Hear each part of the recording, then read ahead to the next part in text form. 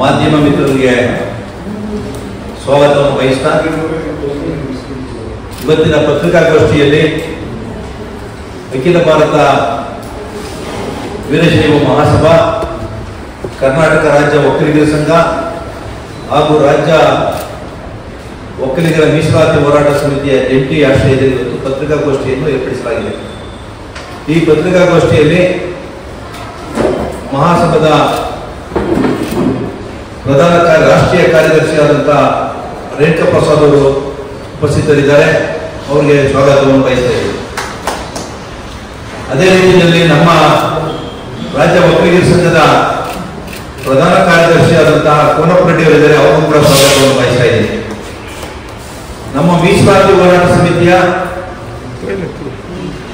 ಅಧ್ಯಕ್ಷರು, ಮೀಸಲಾತಿಯನ್ನೇ ಅವರು ಮೈಗೂಡಿಸಿಕೊಂಡು ಬಂದು ಸುಮಾರು 35 ವರ್ಷಗಳ ಕಾಲ ಸತತವಾಗಿ ಸುಪ್ರೀಂ ಕೋರ್ಟ್ನಿಂದ ಹಿಡಿದು ಹೈಕೋರ್ಟ್ನಲ್ಲಿ ಎಲ್ಲವನ್ನೂ ಕೂಡ ಹೋರಾಟ ಮಾಡಿ ಬಂದಿರತಕ್ಕಂಥ ನಮ್ಮ ಸಮಿತಿಯ ಅಧ್ಯಕ್ಷರಾದಂತಹ ಎಂ ನಾಗರಾಜ್ ಅವರಿದ್ದಾರೆ. ಅವರು ಕೂಡ ಸ್ವಾಗತವನ್ನು ಬಯಸ್ತಾ ಇದ್ದಾರೆ.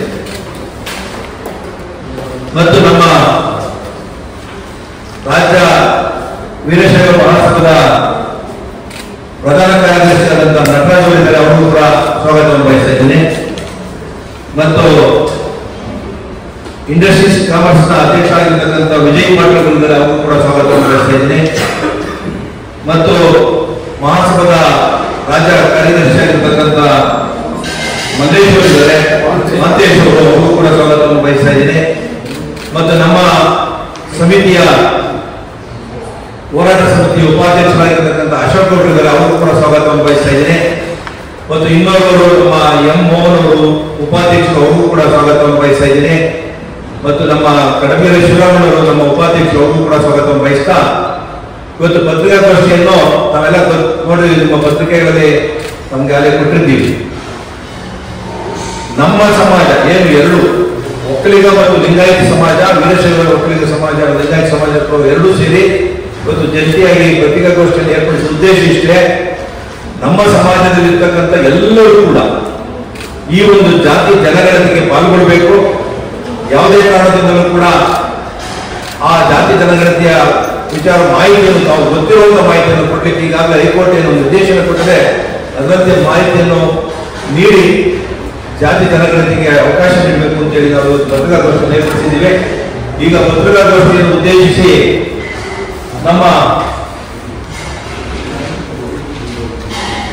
ನಮ್ಮ ರಾಜ್ಯ ಒಕ್ಕಲಿಗರ ಸಂಘದ ಪ್ರಧಾನ ಕಾರ್ಯದರ್ಶಿಯಾದಂತಹ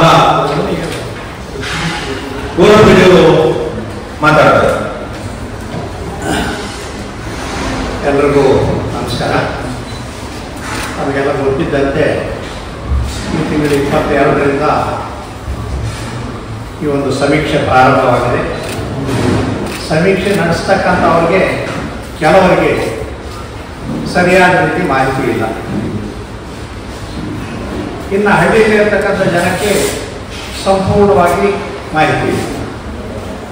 ಇವತ್ತು ಕೂಡ ಬಟ್ಲಹಳ್ಳಿ ಅಂತ ಒಂದು ಗ್ರಾಮ, ಚಿಂತಾಮಣಿ ತಾಲೂಕು, ಅಲ್ಲಿ ಸಮೀಕ್ಷೆಗೋಸ್ಕರ ಹೋಗಿರ್ತಕ್ಕಂಥ ಒಬ್ಬ ಸರ್ಕಾರಿ ನೌಕರರು ಆ ಊರಿನ ವ್ಯಕ್ತಿ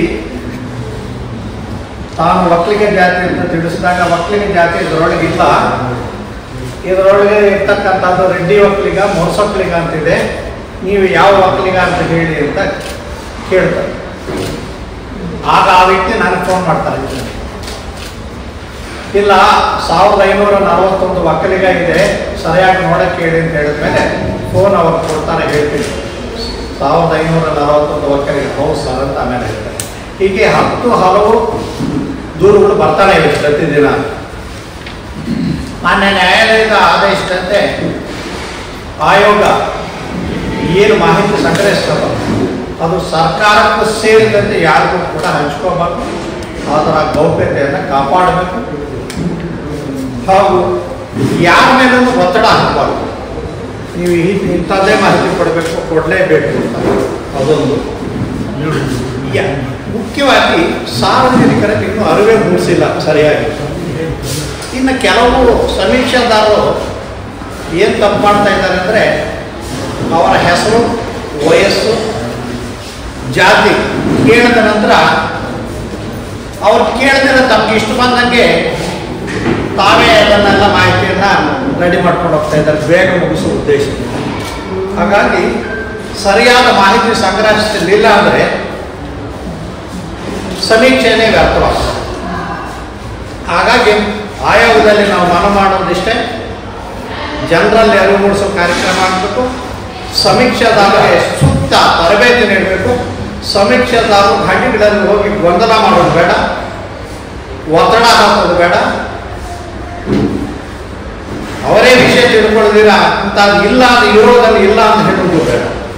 ಅವರು ಸರಿಯಾಗಿ ತರಬೇತಿ ಹೊಂದಿ ಆ ಜನಕ್ಕೆ ಪ್ರಶ್ನೆ ಕೇಳಿದಾಗ ಅವರು ಸ್ಪಷ್ಟವಾಗಿ ಉತ್ತರ ನೀಡ್ತಾರೆ. ಮತ್ತು ಅವರಿಂದ ಉತ್ತರ ಎಲ್ಲ ಮುಗಿದ ಮೇಲೆ ಅವರು ಒಪ್ಪಿಗೆ ಪಡೆಯೋದು ಕೂಡ ಸೂಕ್ತ. ಅದು ಮಾಡಲಿಲ್ಲ ಅಂದರೆ ತಮಗೆ ಇಷ್ಟ ಬಂದಂಗೆ ತಾವೇನಾದರೂ ಮಾಹಿತಿಯನ್ನು ಸಂಗ್ರಹಿಸಿದರೆ ಅವ್ರನ್ನ ಪ್ರಶ್ನೆನೇ ಕೇಳಿದಿರ ಅದು ತಪ್ಪಾಗ್ತದೆ.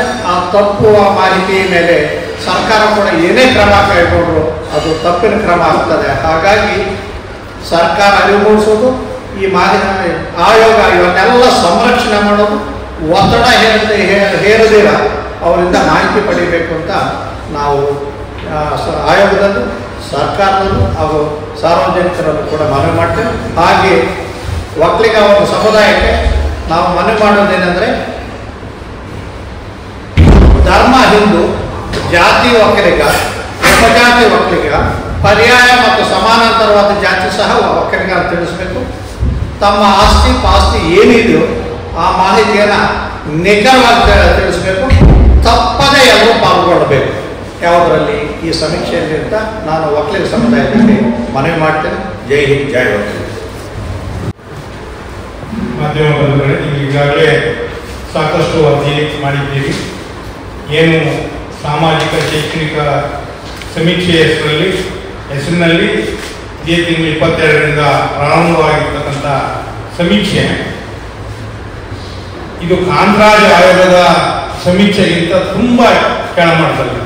ಯಾಕೆಂದರೆ ನಮ್ಮ ಅನುಭವ ಕಳೆದ 10 ವರ್ಷಗಳ ಹಿಂದೆ ಅದು ಮ್ಯಾನ್ಯುಯಲ್ ಸಮೀಕ್ಷೆ ಆಗಿದ್ದು ಕೂಡ ಒಂದು ರೀತಿಯಲ್ಲಿ ಜನಸಾಮಾನ್ಯರಿಗೆ, ಸಂಘ ಸಂಸ್ಥೆಗಳಿಗೆ ಸ್ಪಂದಿಸಿತ್ತು ಆಯೋಗ. ಆದರೆ ಈ ಆಯೋಗ ಯಾವುದೇ ರೀತಿಯ ಸ್ಪಂದನೆ ಕಾಣ್ತಾ ಇದೆ. ಯಾಕೆಂದರೆ ಗಣತಿದಾರರಿಗೆ ಅಂದರೆ ಯಾರು ಸಮೀಕ್ಷೆದಾರರಿಗೆ ಸರಿಯಾಗಿ ತರಬೇತಿಯನ್ನು ನೀಡಲಾಗಿಲ್ಲ. ಅದು ಈಗ ಸಮೀಕ್ಷೆಯ ಸಂದರ್ಭದಲ್ಲಿ ಬೆಳಕಿಗೆ ಬರ್ತಾ ಇದೆ. ಯಾಕೆಂದರೆ ಇವರು ಸರಿಯಾಗಿ ಆ ಸಮೀಕ್ಷೆದಾರರಿಗೆ ತರಬೇತಿಯನ್ನು ನೀಡಿದ್ರೆ ಈ ರೀತಿಯ ಗೊಂದಲಗಳಾಗ್ತಿರಲಿಲ್ಲ. ಆಮೇಲೆ ವಿಶೇಷವಾಗಿ ಏನು ಸಾಫ್ಟ್ವೇರ್ ಬಳಸಿದ್ದಾರೆ ಅದು ಸಹ ಸರಿಯಾಗಿದೆ. ನನಗಿರೋ ಮಾಹಿತಿ ಪ್ರಕಾರ ಹೀಗೆ 3.6 ವರ್ಷನ್ ಅಂದರೆ ಈಗ 6ನೇ ವರ್ಷನ್ ಪ್ರಾರಂಭ ಆದ 22ರಿಂದ ಇಲ್ಲಿಗೆ 6ನೇ ವರ್ಷನ್ ಇವತ್ತಿಗೆ ರನ್ನಿಂಗಲ್ಲಿ ಇದೆ ಅನ್ನೋದು ಮಾಹಿತಿ. ಅಂದರೆ ಪದೇ ಪದೇ ಬರ್ತಕ್ಕಂಥ ಈ ಮಾಹಿತಿ ಅಂದರೆ ಏನು ತೊಂದರೆ ಕಾಣ್ತಾ ಇದೆ ಅದನ್ನು ಸರಿಪಡಿಸ್ಕೊಂಡು ಸಮೀಕ್ಷೆದಾರರಿಗೆ ನೀಡ್ತಾ ಇರ್ತಕ್ಕಂಥದ್ದು ಕಂಡು ಬರ್ತಾ ಇದೆ. ಇದೇನು ತೋರಿಸ್ತದೆ ಅಂದರೆ ಆಯೋಗ ಅರಿವಿಡಿಯಲ್ಲಿ ಇರ್ತಕ್ಕಂಥದ್ದು. ನಾವು ಇದನ್ನೇ ಕೋರ್ಟ್ನಲ್ಲಿ ಸಹ ಹೇಳಿದ್ವಿ, ಇದಕ್ಕೋಸ್ಕರನೇ ಮಧ್ಯಂತರ ತಡೆಯಾಜ್ಞೆ ನೀಡಬೇಕು, ಎಲ್ಲವನ್ನೂ ಸರಿಪಡಿಸಿ ಒಂದು ವೈಜ್ಞಾನಿಕವಾಗಿ ಸಮೀಕ್ಷೆಯನ್ನು ಮಾಡಬೇಕು ಅನ್ನೋದು ನಮ್ಮ ಮನವಿಯಾಗಿತ್ತು. ಆದರೆ ಯಾವುದಕ್ಕೂ ಆಯೋಗವಾಗಲಿ ಸರ್ಕಾರವಾಗಲಿ ಸ್ಪಂದಿಸಿಲ್ಲ. ಒಂದು ಏನು ಕಾಣ್ತಾ ಇದೆ, ನಮ್ಮಲ್ಲಿ ಅವರು ಮಾತ್ರ ಪದೇ ಪದೇ ಹೇಳ್ತಾರೆ ನಮ್ಮಲ್ಲಿ ಈಗಾಗಲೇ ಮಾಹಿತಿ ಇದೆ, ಇನ್ನು ಉಳಿದಿರೋ ಬೇಕಾಗಿರೋ ಮಾಹಿತಿಗೋಸ್ಕರ ಮಾಡ್ತಾರೆ. ಆದ್ರೆ ನಿಮ್ಮಲ್ಲಿ ಮಾಹಿತಿ ಇದ್ಮೇಲೆ ಮತ್ತೆ ಯಾಕೆ ಇನ್ನೊಂದು ಮಾಹಿತಿ ಮತ್ತೆ ಕಳಿಸ್ತಾರೆ? ಇಷ್ಟಕ್ಕೊಂದು 400-500 ಕೋಟಿ ಯಾಕೆ ಸರ್ಕಾರದ ಹಣವನ್ನ ವ್ಯಯ ಮಾಡ್ತಾರೆ ಅರ್ಥ ಆಗ್ತಾ ಇಲ್ಲ. ಇನ್ನೊಂದು ಏನಾಗಿದೆ, ಪ್ರತಿದಿನ ಆಯೋಗ ಕೋರ್ಟ್ ಸಹ ಹೇಳಿದೆ ಹಲವಾರು ಅಂಶಗಳನ್ನ ಜನಸಾಮಾನ್ಯರಿಗೆ ತಿಳಿಸ್ಬೇಕು ಅಂತ. ಈಗಾಗಲೇ ಕೈಪಿಡಿಯಲ್ಲಿರುತ್ತೆ ಕೆಲವು ವಿಷಯಗಳು, ಕಂಪಲ್ಸರಿ ಆಗಿ ಕೆಲವು ಮಾಹಿತಿಗಳು ನೀಡಬೇಕಂತಿದೆ, ಆಧಾರ್ ಕಡ್ಡಾಯ ಮಾಡಿದೆ. ಆದರೆ ಕೋರ್ಟ್ಗೆ ಇವರು ಅಫಿಡೇವಿಟ್ ಅನ್ನು ಕೊಟ್ಟಿದ್ದಾರೆ ಆಯೋಗದವರು, ನಾವು ಅದನ್ನು ಕಂಪಲ್ಸರಿ ಮಾಡೋದಿಲ್ಲ ಅಂತ. ಆದರೆ ಇಲ್ಲಿವರೆಗೆ ಆ ಕ್ರಮವನ್ನು ಕೈಗೊಂಡಿಲ್ಲ. ಅಂದರೆ ಜಾಹೀರಾತು ಮುಖಾಂತರವಾಗಿರ್ಬೋದು ಅಥವಾ ಮಾಧ್ಯಮಗಳ ಮುಖಾಂತರವಾಗಿ ಸೂಕ್ತವಾಗಲಿ ಅದನ್ನು ತಿಳಿಸ್ತಕ್ಕಂಥ ಕೆಲಸವನ್ನ ಆಯೋಗ ಮಾಡಿಲ್ಲ. ಹಾಗೆ ಇನ್ನೂ ಹಲವಾರು ಅಂಶಗಳು ಕೋರ್ಟ್ ಏನು ಹೇಳಿದೆ ಅದ್ರ ಬಗ್ಗೆ ಇನ್ನೂ ಕ್ರಮ ತೆಗೆದುಕೊಂಡಿರೋದು ಕಾಣ್ತಾ ಇಲ್ಲ. ಹಾಗಾಗಿ ಇಂಥ ಸಮೀಕ್ಷೆ ಮೇಲೆ ಸಹಜವಾಗಿ ಸಂಶಯ ಮೂಡುವಂಥದ್ದಕ್ಕೆ ಆಯೋಗ ಎಡೆ ಮಾಡಿಕೊಡ್ತಾ ಇದೆ. ಉದಾಹರಣೆಗೆ ಹೇಳ್ಬೇಕನ್ನೋದಾದ್ರೆ ನಿಮ್ಗೆ ಹೇಳೋದಾದ್ರೆ ಈ ಸಮೀಕ್ಷೆನ ಆಯೋಗ ನಡೆಸ್ತಾ ಇದೆಯೋ ಸರ್ಕಾರ ನಡೆಸ್ತಾ ಇದೆಯೋ ಗೊತ್ತಾಗ್ತಾ ಇದೆ. ಯಾಕೆಂದ್ರೆ ಏನಾದರೂ ಕಂಪ್ಲೇಂಟ್ ಬಂದ್ರೆ ಆಯೋಗ ಅದಕ್ಕೆ ಸ್ಪಂದಿಸಬೇಕು, ಆದ್ರೆ ನೇರವಾಗಿ ಸರ್ಕಾರ ಸ್ಪಂದಿಸ್ತದೆ. ನಿನ್ನೆ ಉದಾಹರಣೆಗೆ ಹೇಳೋದಾದ್ರೆ ಸರ್ಕಾರಿ ನೌಕರ ಸಂಘದವರು ಹೋಗಿ ಈ ತರ ನಮ್ಮ ನೌಕರರಿಗೆ ತೊಂದರೆ ಆಗ್ತದೆ ಅಂತೇಳಿ ಮನವಿಯನ್ನು ಕೊಟ್ಟರೆ ನೇರವಾಗಿ ಮುಖ್ಯಮಂತ್ರಿಗಳು ಅದಕ್ಕೆ ಪರಿಹಾರ ಕೈಗೊಳ್ಳಲಿಕ್ಕೆ ಮುಂದಾಗ್ತಾರೆ. ಆದ್ರೆ ಆಯೋಗ ಏನ್ ಮಾಡ್ತಾ ಇದೆ, ಇನ್ನೊಂದು ನಿಮ್ಮ ಮಾಧ್ಯಮಗಳ ವರದಿಯಲ್ಲಿ ನೋಡೋದಾದ್ರೆ ಇದಕ್ಕೆ ಸಂಬಂಧಪಟ್ಟ ಮಂತ್ರಿಯೊಬ್ಬರಿಗೆ ಯಾರು ಕೇಳಿದ್ರೆ ಈ ತರ ತೊಂದರೆಗಳಾಗ್ತಾ ಇದೆ ಸಮೀಕ್ಷೆನಲ್ಲಿ ಸರಿಪಡಿಸ್ತೀವಿ, ಮುಂದೆ ಸರಿಪಡಿಸ್ತೀವಿ, ಕ್ರಮ ಕೈಗೊಳ್ತೀವಿ ಅಂತ ಹೇಳಿ ಸಂಬಂಧ ಇಲ್ಲದೆ ಇರ್ತಕ್ಕಂಥ ಮಂತ್ರಿಗಳು. ಅಂದ್ರೆ ಈ ಸಮೀಕ್ಷೆ ಆಯೋಗ ನಡೆಸ್ತಾ ಇದೆಯಾ ಸರ್ಕಾರ ನಡೆಸ್ತಾ ಇದೆ ಅನ್ನೋದು ನಮಗೂ ಸಹ ಇನ್ನೂ ಗೊಂದಲದಲ್ಲಿದ್ದೀವಿ. ಆಮೇಲೆ ಅದ್ರ ಮೊದಲನೇ ಪಾಯಿಂಟ್ ಹೇಳಿದೆ, ಈ ಸಮೀಕ್ಷೆ ಏನು ಮಾಡ್ತಾರೆ, ನಮ್ಮ ಏನ್ ಮಾಹಿತಿ ಇದೆ ಇದು ಯಾವುದೇ ಕಾರಣಕ್ಕೂ ಸರ್ಕಾರಕ್ಕಾಗಲಿ ಬೇರೆ ಯಾರಿಗಾಗಲಿ ಬಹಿರಂಗಗೊಳಿಸಬಾರ್ದಂತ. ದುರಂತ ಏನಂದ್ರೆ ಈ ಎಲ್ಲಾ ಮಾಹಿತಿಯನ್ನ ಮಾಡ್ತಾ ಇರ್ತಕ್ಕಂಥದ್ದು ಮುಖ್ಯಮಂತ್ರಿಗಳ ಅಧೀನದಲ್ಲಿರ್ತಕ್ಕಂಥ ಖಾತೆನಲ್ಲಿ ಒಳಪಟ್ಟ ಇ-ಕಾಮರ್ಸ್ ಡಿಪಾರ್ಟ್ಮೆಂಟ್ ಅವರು ಇದೆಲ್ಲ ಜವಾಬ್ದಾರಿಯನ್ನು ವಹಿಸಿಕೊಂಡಿದ್ದಾರೆ. ಅದನ್ನೆಲ್ಲ ನಿರ್ವಹಿಸ್ತಕ್ಕಂಥವ್ರು ಅದೇ ಸರ್ಕಾರಿ ಅಧಿಕಾರಿಗಳು. ಅಂದ್ರೆ ಈ ಮಾಹಿತಿ ಎಷ್ಟು ಗೌಪ್ಯವಾಗಿರ್ಲಿಕ್ಕೆ ಸಾಧ್ಯ? ಈ ರೀತಿ ಹಲವಾರು ಸಂಶಯಗಳು. ಉದಾಹರಣೆ ಇನ್ನೂ ಒಂದು ಹೇಳೋದಾದ್ರೆ ನಾವು ಸರ್ಕಾರ ನಮ್ಮ ಮಾನ್ಯ LOP ರಾಹುಲ್ ಗಾಂಧಿ ಅವರು, ನಾಯಕರಾದ ರಾಹುಲ್ ಗಾಂಧಿ ಅವರು ಕೆಲವು ವಿಚಾರಗಳನ್ನು ಪ್ರಸ್ತಾಪ ಇಟ್ಕೊಂಡು ಈ ದೇಶದ ಮುಂದೆ ಹೋರಾಟವನ್ನು ನಡೆಸ್ತಾ ಇದ್ದಾರೆ. ಉದಾಹರಣೆಗೆ ಹೇಳೋದಾದ್ರೆ EVM ಮೇಲೆ ಅವರು ನಂಬಿಕೆ ಇಲ್ಲ, ಅಂದ್ರೆ ಮತ ಚೋರಿ ಅನ್ನೋ ವಿಚಾರ ಇಟ್ಕೊಂಡು ಹೋರಾಟ ಮಾಡ್ತಾ ಇದ್ದಾರೆ. ಅಂದ್ರೆ ಅಷ್ಟು ಸೆಕ್ಯೂರಿಟಿ ಇರೋ EVM ಹ್ಯಾಕ್ ಆಗ್ತಾ ಇದೆ ಅಥವಾ ಏನು ಚೋರಿ ಮಾಡ್ತಾ ಇದ್ದಾರೆ ಅನ್ನೋ ವಿಷಯವನ್ನು ಪ್ರಸ್ತಾಪ ಮುಂದಿಟ್ಕೊಂಡು ಅವರು ಹೋರಾಟ ಮಾಡ್ತಿರ್ಬೇಕಾದ್ರೆ ಇಲ್ಲಿ ಸರ್ಕಾರ ಒಬ್ಬ ಶಿಕ್ಷಕ ಬಳಸ್ತಕ್ಕಂಥ ಸಾಮಾನ್ಯ ಮೊಬೈಲ್ ಅದ್ರ ಮೇಲೆ ನಂಬಿಕೆ ಇಟ್ಟಿದ್ದಾರೆ. ಅದರಿಂದ ನಮ್ಮ ಡಾಟಾ ಕಳವಾಗಲ್ಲ ಅನ್ನೋ ಗ್ಯಾರಂಟಿ ಯಾಕೆ ಕೊಡ್ತಾರೆ ಇವರು? ಈ ತರದ ಹಲವಾರು ಸಂಶಯಗಳು ಎಡೆ ಮಾಡಿಕೊಟ್ಟಿದೆ ಈ ಸಮೀಕ್ಷೆ. ಇದು ಪ್ರಾಥಮಿಕ ಅಂತ. ಇನ್ನೂ ಇದು ನಮ್ಮ ಎಲ್ಲ ಮಾಹಿತಿಗಳು ಬಹಿರಂಗಗೊಂಡು ನಮಗೆ ಜನಸಾಮಾನ್ಯರಿಗೆ ಏನು ತೊಂದರೆ ಆಗ್ಬೋದು, ಮುಂದಿನ ದಿನಗಳಲ್ಲಿ ತೊಂದರೆ ಆಗ್ತದೆ.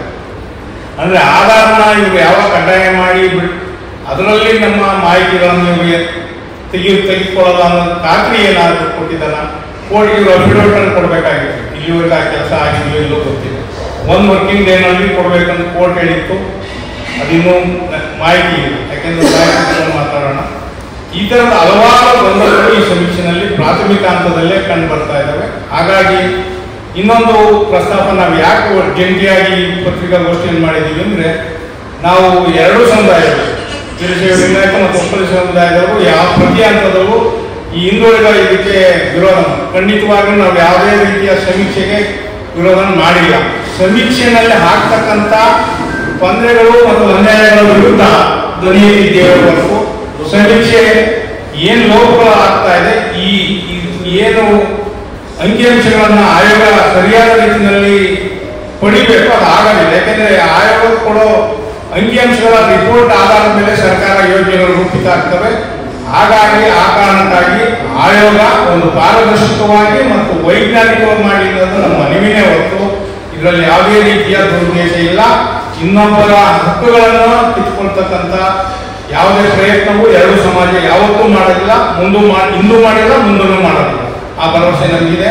ಹಾಗಾಗಿ ಈ ಸಂದರ್ಭದಲ್ಲಿ ಇಂಥ ಎಲ್ಲ ಗೊಂದಲವನ್ನು ಇಟ್ಕೊಂಡು ಏನು ಸಮೀಕ್ಷೆಯನ್ನು ಮಾಡ್ತಿದ್ದಾರೆ, ಈ ಸಂದರ್ಭದಲ್ಲಿ ಸಮಾಜ ಬಂಧುಗಳನ್ನು ನಾನು ಕೇಳ್ಕೊಳ್ಳೋದಿಷ್ಟೇ, ನೀವು ಕಡ್ಡಾಯವಾಗಿ ಈ ಸಮೀಕ್ಷೆಯನ್ನು ಭಾಗವಹಿಸಿ. ಆದರೆ ಸಮೀಕ್ಷೆದಾರ ನಿಮ್ಮ ಮನೆಗೆ ಬಂದು ಕೇಳಿದಂಥ ಸಂದರ್ಭದಲ್ಲಿ ನೀವು ಹೇಳಿದ ಮಾಹಿತಿಯನ್ನು ಅವರು ಸರಿಯಾಗಿ ದಾಖಲಿಸಿಕೊಂಡಿದ್ದಾರೆ ಇಲ್ಲವಾ ಎಂಬುದನ್ನು ಖಾತ್ರಿಪಡಿಸಿಕೊಂಡು ಒಪ್ಪಿಗೆ ನೀಡತಕ್ಕದ್ದು. ಇಲ್ಲ ನೀವು ಹೇಳಿದ್ದನ್ನು ನಾವು ಬರ್ಕೊಳ್ತಿಲ್ಲ ಅಂದ್ರೆ ಮುಲಾಜಿನಲ್ಲೇ ತಿರಸ್ಕರಿಸಲಿಕ್ಕೆ ಅವಕಾಶ ಕೊಟ್ಟಿದ್ದಾರೆ.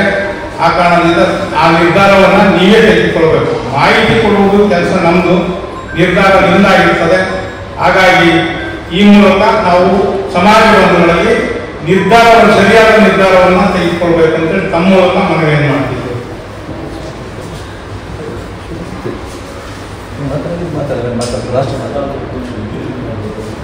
ರಾಷ್ಟ್ರದ ರಾಜ್ಯ ಪ್ರಧಾನ ಕಾರ್ಯದರ್ಶಿ ಸಾಗರಳ್ಳಿ ನಟರಾಜ್ ಅವರು. ಪತ್ರಿಕಾ ಮಾಧ್ಯಮ ಮಿತ್ರರಿಗೆ ನಮಸ್ಕಾರ. ಇವಾಗೇನು ಇಬ್ಬರು ಮಾತನಾಡಿದ್ರು, ಅದು ಬಿಟ್ಟು ಹೊರತಾಗಿ ನನ್ನ ವೈಯಕ್ತಿಕ ಚಿಂತನೆಯನ್ನು ನಾನು ನಿಮ್ಮಲ್ಲಿ ಹಂಚ್ಕೋತೀನಿ. ಇವಾಗ ಏನು ಹಿಂದುಳಿದ ವರ್ಗದ ಆಯೋಗದವರು ಕೋರ್ಟ್ನಲ್ಲಿ ಅಫಿಡವಿಟ್ ಹಾಕಿದ್ದಾರೆ, ನಾವು ಈ ಸಮೀಕ್ಷೆಯಲ್ಲಿ ಭಾಗವಹಿಸಿದ್ದು ನಿಮ್ಮ ವಿವೇಚನೆ ಕೊಟ್ಟಿದ್ದು ಯಾರು ಕಂಪಲ್ಸರಿ ಆಗಿ ಮಾಡಬಾರ್ದು. ನಾನು ಒಂದು ಪ್ರಶ್ನೆಯನ್ನು ಮಾಡ್ತೇನೆ ಆಯೋಗಕ್ಕೆ, ಹಂಗಾದ್ರೆ ನಿಮ್ಮ ಪಬ್ಲಿಕ್ ಆದಾಗ ಯಾಕೆ ಮಾಡಬಾರ್ದಾಗಿತ್ತು? ಇಷ್ಟೆಲ್ಲ ಟೀಚರ್ಸ್ನ ಸ್ಟಾಫ್ನ ನಾವು ಇನ್ವಾಲ್ವ್ ಮಾಡಿ ತೊಂದರೆ ಮಾಡ್ಕೊಂತಕ್ಕಂಥದ್ದು. ಅವರು ರಾತ್ರಿ ಮನೆಗೆ ಹೋಗ್ತಾ ಇದ್ದಾರೆ, 8 ಗಂಟೆಗೆ 9 ಗಂಟೆಗೆ ಮನೆಗೆ ಹೋಗಿ ತೊಂದರೆ ಕೊಡ್ತಾ ಇದ್ದಾರೆ. ಇದೆಲ್ಲ ಪಬ್ಲಿಕ್ ಆಗ್ಬಿಟ್ಟಿದ್ರೆ ನಾನು ಕೂತ್ಕೊಂಡು ನಮ್ಮ ಮನೆಯಿಂದ ನಮ್ಮ ಮಾಹಿತಿ ಕೊಡ್ತಾ ಇದ್ದೆ. ಯಾಕಂದ್ರೆ ಇದು ಸಾಫ್ಟ್ವೇರ್ ಖರ್ಚು ಕಡಿಮೆ ಆಗ್ತಾ ಇತ್ತು, ಒಂದು 50 ಕೋಟಿಗಳಿಗೆಲ್ಲ ಮುಗಿದೋಗ್ತಾ ಇತ್ತು, ಸಮಯ ಉಳಿತಾ ಇತ್ತು. ಅವ್ರು ಯಾಕೆ ನೋಡಿ, ಇವತ್ತು ಪೇಪರಲ್ಲಿ ವರದಿಗಳಿದ್ದಾವೆ, ರಾತ್ರಿ ಯಾರೊಬ್ಬರು ಲೇಡಿ ಊರುಗಳಲ್ಲಿ ತಂಡಿ, ಚಳ್ಳಕೆರೆನೋ ಯಾವುದೋ ಒಂದು ಚಿತ್ರದುರ್ಗ ಜಿಲ್ಲೆ ತಂಡಿ ಅವ್ರ ಮನೆಗೆಲ್ಲ ತೊಂದರೆ ಕೊಟ್ಟು ಇವರು ತೊಂದರೆ ತಗೊಂಡು ಮಾಡ್ತಾರೆ. ಇವರು ಏನ್ ಮಾಡ್ಬೋದಾಗಿತ್ತು, ಪಬ್ಲಿಕ್ ಆ್ಯಪ್ ಬಿಟ್ಬಿಟ್ಟಿದ್ರೆ ನಾನು ಡೌನ್ಲೋಡ್ ಮಾಡ್ಕೊತೀನಿ, ನಾನು ಆನ್ಸರ್ ಮಾಡ್ತಾ ಇದ್ದೇನೆ. ಯಾಕೆಂದ್ರೆ ಆಪ್ಷನಲ್ ಬಿಟ್ಟಿರೋದ್ರಿಂದ ನಿಮಗೆ ಸಮೀಕ್ಷೆಯಲ್ಲಿ ಪೂರ್ತಿ ದತ್ತಾಂಶ ಸಿಗಲ್ಲ. ನಾನು ಭಾಗವಹಿಸಲ್ಲ ಅಂದ್ರೆ ಅಷ್ಟು ದತ್ತಾಂಶ ಕಡಿಮೆ ಸಿಗುತ್ತೆ. ಸೋಷಿಯಲ್ ಜಸ್ಟಿಸ್ ಹೆಂಗೆ ನೀವು ಫಾಲೋ ಮಾಡ್ತೀರಾ, ಉದ್ದೇಶನ ಯಾವ ರೀತಿ ನೀವು ಸಫಲಗೊಳಿಸ್ತೀರಾ ಅಂತಕ್ಕಂಥದ್ದು ಒಂದು ಕ್ವಶನ್. ಹೌದು, ನಾನು ಡೌನ್ಲೋಡ್ ಮಾಡ್ಕೊಳಕ್ ಆಗಲ್ಲ, ಆನ್ಸರ್ ಮಾಡ್ಲಿಕ್ಕೆ ಆಗಲ್ಲ ಅಂತ ಅಂದ್ರೆ ಈ ಪೋರ್ಟಲ್ ಅಲ್ಲಿ ಎಲ್ಲಾ ಕಡೆ ನಮ್ಮಲ್ಲಿ ಗ್ರಾಮದಲ್ಲಿ ಕೂಡ ನಮಗೆ ಸೇವಾ ಸಿಗುವಂತ ಒಂದು ಪೋರ್ಟಲ್ ಇದೆ. ಜನಸಾಮಾನ್ಯರು ಏನು ಅವ್ರಿಗೆ ಸೇವಾ ಬೇಕು ಅದಕ್ಕೆ ಎಲ್ಲರೂ ಅಲ್ಲಿ ಸೇವಾ ಸಿಗೋಕೆ ಹೋಗ್ತಾರೆ. ಗೌರ್ಮೆಂಟ್ ಸಬ್ಸಿಡಿಗೆ ಅಲ್ಲಿಗೆ ಹೋಗ್ತಾರೆ, ಸ್ಕಾಲರ್ಶಿಪ್ಗೆ ಅಲ್ಲಿಗೆ ಹೋಗ್ತಾರೆ, ಅಲ್ಲಿ ತಗೊಂಡು ಮಾಡ್ಬೋದಾಗಿತ್ತು. ಸರ್ಕಾರ ಕಡಿಮೆ ದುಡ್ಡಲ್ಲಿ ಬೇಗ ಇದನ್ನ ದತ್ತಾಂಶವನ್ನು ತಗೋಬೋದಾಗಿತ್ತು. ಇದು ಮಾಡ್ತಾ ಇರ್ತಕ್ಕಂಥದ್ದು ಯಾವ ರೀತಿಯಿಂದ ಪ್ರಯೋಜನ ಆಗ್ತಕ್ಕಂಥದ್ದನ್ನ ನಮ್ಮ ಆಯೋಗ ಸ್ಪಷ್ಟಪಡಿಸಬೇಕು. ಮತ್ತೆ ಎಲ್ಲರೂ ಕರೆ ಕೊಟ್ಟಂಗೆ ನಾನು ಎಲ್ಲರೂ ಭಾಗವಹಿಸಬೇಕು, ತಮ್ಮ ಮಾಹಿತಿಯನ್ನು ನಿಗ್ರಹವಾಗಿ ಕೊಡಬೇಕು. ತಮಗೆ ಅನಿಸಿದ್ದನ್ನ ನಿಜವಾದನ್ನ ಹೇಳಕ್ಕೆ ನಿಮಗೆಲ್ಲ ಸ್ವಾತಂತ್ರ್ಯ ಇದೆ, ಅದನ್ನ ಮಾಡಬೇಕು. ಆಯೋಗಕ್ಕೆ ನಮ್ದು ಇದೊಂದೇ ಕ್ವಶನ್ ಇದೆ, ನಿಮ್ಗೆ ಇಲ್ಲ ಕಂಪಲ್ಸರಿ ಇಲ್ಲ ಅಂದಮೇಲೆ ಪಬ್ಲಿಕ್ ಆಗಿ ಬಿಟ್ಟಿದ್ರೆ ನಾವು ಬೇರೆ ಎಲ್ಲ ಹಾಕ್ಬಿಟ್ಟು ಡೆವಲಪ್ ಮಾಡ್ಕೊಂತೀವಿ. ಆ ಸುರಕ್ಷತೆಯಲ್ಲಿ ಮಾಡ್ಕೋಬೋದಾಗಿತ್ತು ಅಂತಕ್ಕಂಥದ್ದು ನನ್ನ ಅಭಿಪ್ರಾಯ. ನಮಸ್ಕಾರ. ಅಧ್ಯಕ್ಷರಾದಂತೆ ನಾಗರಾಜ್ ಅವರು. ನಮಸ್ಕಾರ. ಈಗಾಗಲೇ ನಮ್ಮ ಸ್ನೇಹಿತರುಗಳು ಕೆಲವು ಮಾಹಿತಿಗಳನ್ನು ತಮ್ಮ ತಿಳಿಸಿದ್ದಾರೆ. ಅದನ್ನು ನಾನು ಮತ್ತೊಮ್ಮೆ ಪುನರಾವರ್ತನೆ ಮಾಡಿದರೆ ನನ್ನ ಹತ್ರ ಇರ್ತಕ್ಕಂಥ ಕೆಲವು ಅಂಶಗಳನ್ನು ತಮ್ಮ ಗಮನದಲ್ಲಿ ಇಷ್ಟಪಡ್ತೇನೆ. ಮಾಧ್ಯಮದ ಸ್ನೇಹಿತರಿಗೆ ಬಹುಶಃ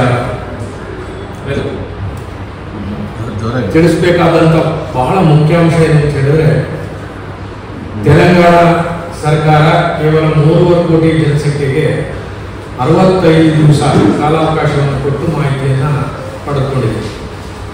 ಹಾಗೆ ನಮ್ಮ ಕರ್ನಾಟಕದ ಒಳ ಮೀಸಲಾತಿ ಸಂಬಂಧಪಟ್ಟಂಥ ಸಮೀಕ್ಷೆ ನಡೆಸಿದಾಗ ಕೇವಲ 1 ಕೋಟಿ ಜನಸಂಖ್ಯೆ ಇರತಕ್ಕಂಥವರಿಗೆ 45 ದಿವಸಗಳ ಕಾಲಾವಕಾಶ ಕೊಟ್ಟು ಮಾಹಿತಿಯನ್ನು ಪಡೆದಿದ್ದೇವೆ.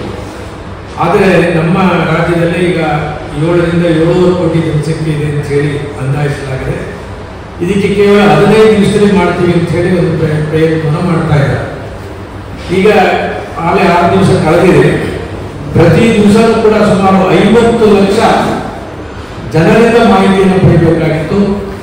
ಅಂದರೆ 6 ದಿವಸಕ್ಕೆ 3 ಕೋಟಿ ಜನಸಂಖ್ಯೆಯ ಮಾಹಿತಿಯನ್ನು ಪಡೆಯಬೇಕಾಗಿತ್ತು. ಆದರೆ ಅಷ್ಟರ ಮಟ್ಟಿಗೆ ಇವತ್ತು ಮಾಹಿತಿಯನ್ನು ಪಡೆಯಲಿಕ್ಕೆ ಆಗಲಿಲ್ಲ. ನಮಗೆ ಬಂದ ಮಾಹಿತಿ ಪ್ರಕಾರ ಒಂದು 60 ಲಕ್ಷ ಏನೋ ಮಾಹಿತಿ ಸಿಕ್ಕಿದೆ ಅಂತ ಹೇಳಿ 12 ಲಕ್ಷ. ಸೊ ಈ 7 ಕೋಟಿಯಲ್ಲಿ 12 ಲಕ್ಷ ಇಲ್ಲಿ ಇನ್ನು ಉಳಿದಿರ್ತಕ್ಕಂಥದ್ದು 9 ದಿವಸ. ಈ 9 ದಿವಸದ ಕಾಲಾವಕಾಶದಲ್ಲಿ ಇಷ್ಟು ದೊಡ್ಡ ಜನಸಂಖ್ಯೆಯ ಮಾಹಿತಿಯನ್ನು ಪಡೆಯಲಿಕ್ಕೆ ಆಗುತ್ತಾ? ಈಗಾಗಲೇ ತಾವೆಲ್ಲ ಪತ್ರಿಕೆಯಲ್ಲಿ ಕೂಡ ಪ್ರಕಟಿಸಿದ್ದೀರಿ, ಎಲ್ಲ ಆಪ್ಗಳು ಡೌನ್ಲೋಡ್ ಆಗಲಿಲ್ಲ ಅಂತ ಹೇಳಿ, ಗ್ರಾಮಾಂತರ ಪ್ರದೇಶದಲ್ಲಿ ನೆಟ್ ಕೂಡ ದೊರಕಲಿಲ್ಲ ಅಂತ ಹೇಳಿ, ಮತ್ತೆ ಇನ್ನೂ ಕೆಲವರು ಗೊತ್ತಿತ್ತು ಜಿಯೋ ಟ್ಯಾಗ್ ಅಂತ ಹೇಳಿ ಮಾಡಿಬಿಟ್ಟು ಒಂದೊಂದು ಬ್ಲಾಕ್ ನ 150 ಮನೆಗಳನ್ನ ಗುರುತಿಸುವಂತ ಕೆಲಸ ಮಾಡಿದ್ದಾರೆ. ಅದು ಡ್ರಾಯಿಂಗ್ ನಲ್ಲಿ ಪಕ್ಕದಲ್ಲೇ ಕಾಣಿಸುತ್ತೆ, ಆದ್ರೆ ನೀವು ಆಕ್ಚುಲಿ ಫೀಲ್ಡ್ ಹೋಗಿ ಚೆಕ್ ಮಾಡಿದಾಗ ಒಂದು ಮನೆಯಿಂದ ಇನ್ನೊಂದು ಮನೆ 5 ಕಿಲೋಮೀಟರ್ ದೂರದಲ್ಲಿ, ಇನ್ನೊಂದು ಮನೆ 15 ಕಿಲೋಮೀಟರ್ ದೂರದಲ್ಲಿ ಕೂಡ ಇದ್ದಾರೆ. ಹೇಗೆ ಈ ಗಣತಿದಾರರು 15 ಕಿಲೋಮೀಟರ್ ದೂರದಲ್ಲಿ ಹೋಗಿ ಮಾಹಿತಿಯನ್ನು ಪಡೆದುಕೊಂಡು ಬಂದು ಸಾಯಂಕಾಲದೊಳಗೆ 10 ಮನೆ ಪೂರ್ಣಗೊಳಿಸಲಿಕ್ಕೆ ಸಾಧ್ಯ ಆಗುತ್ತೆ ಅಂದ್ರೆ ಇದು ಸಾಧ್ಯವಾಗದ ಮಾತು.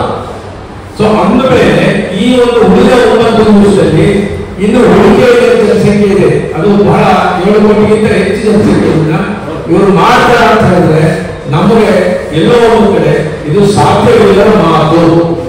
ಅಂದ್ರೆ ಸಾಧ್ಯ ಇಲ್ಲ ಅಂತ ಹೇಳಿದ್ರೆ ಮುಂದೂಡಿಕೆ ಏನಾಗುತ್ತೆ, ಈಗಾಗಲೇ ದಸರಾ ಮುಗಿಯುತ್ತೆ, ದಸರಾ ಮುಗಿದ ಮೇಲೆ ಎಲ್ಲ ಶಿಕ್ಷಕರು ಗಣತಿದಾರರು ಮತ್ತೆ ಅವರ ಶಾಲೆಗೆ ಹೋಗಿ ಕೆಲಸ ಮಾಡಬೇಕಾಗುತ್ತೆ.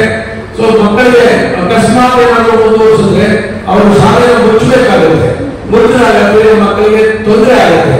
ಇಂಥ ರೀತಿಯಲ್ಲಿ ಸರಿಯಾಗಿ ಅವರು ಪ್ಲಾನಿಂಗ್ ಮಾಡಿದರೆ, ಸರಿಯಾಗಿ ಒಂದು ಪ್ಲಾನ್ ಹಾಕೊಳ್ಳೋದ್ರೆ ತರಾತುರಿಯಲ್ಲಿ ಮಾಡ್ತಕ್ಕಂಥ ಉದ್ದೇಶ ಏನು ಅನ್ನೋದನ್ನ ನಾವು ಪತ್ರಿಕೆ ಮುಖಾಂತರ ಸರ್ಕಾರವನ್ನು ನಾನು ಕೋರ್ತೇನೆ, ಆಯೋಗವನ್ನು ಕೋರ್ತೇನೆ.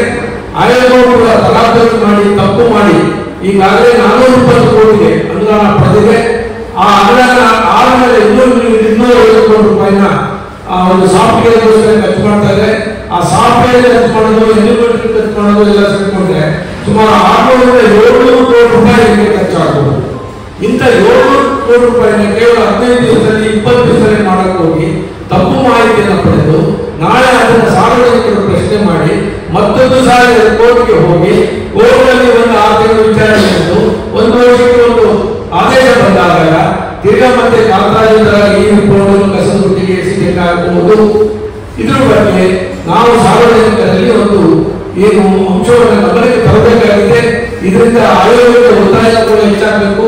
ಸರ್ಕಾರದ ಪ್ರತಿನಿಧಿಗಳೇನಿದ್ದಾರೆ ಅವರು ಕೂಡ ಇದರ ಬಗ್ಗೆ ಚರ್ಚೆ ಮಾಡಬೇಕು. ಮತ್ತೆ ಆಯೋಗಕ್ಕೆ ಸೂಕ್ತವನ್ನು ಸಲಹೆ ಕೊಡುವ ಮುಖಾಂತರ ತರಾತುರಿಯಲ್ಲಿ ಮಾಡಬಹುದು. ಸಾಕಷ್ಟು ಕಾಲಾವಕಾಶ ತಗೊಂಡು ಈ ಮಾಹಿತಿಯನ್ನು ಪಡೆದು ಬಹುಶಃ ಬಹಳ ವರ್ಷಗಳ ನಂತರ ಇಂಥ ಒಂದು ಜನಗಣತಿ ಆಗ್ತಾ ಇದೆ. ಈ ಜನಗಣತಿ ಮುಂದೆ ನಮಗೆ 10 ವರ್ಷಕ್ಕಾಗುತ್ತೋ 15 ವರ್ಷಕ್ಕಾಗುತ್ತೋ 20 ವರ್ಷಕ್ಕಾಗುತ್ತೋ ಗೊತ್ತಿಲ್ಲ. ಆದರೆ ಇದರಲ್ಲಿ ಅಟ್ಲೀಸ್ಟ್ 95% ಆದರೂ ಕರೆಕ್ಟ್ ಆಗಿ ಮಾಡಿದ್ರೆ ಆದರೆ ಬಹುಶಃ ಈ ರಾಜ್ಯಕ್ಕೂ ಅನುಕೂಲ ಆಗುತ್ತೆ. ನಮ್ಮ ಎಲ್ಲ ಜಾತಿ ಜನಾಂಗಗಳು ಕೂಡ ತಾವು ಎಷ್ಟಿದ್ದೀರ ಅಂತ ತಿಳಿಯುತ್ತೆ. ಯಾರು ಏನು ಅನುಕೂಲ ಪಡೆಯಬೇಕು, ಅದಕ್ಕೆ ಏನು ನಾವು ಸರ್ಕಾರದಲ್ಲಿ ಮನವಿ ಸಲ್ಲಿಸಬೇಕು ಅನ್ನೋದು ತೀರ್ಮಾನ ಆಗುತ್ತೆ.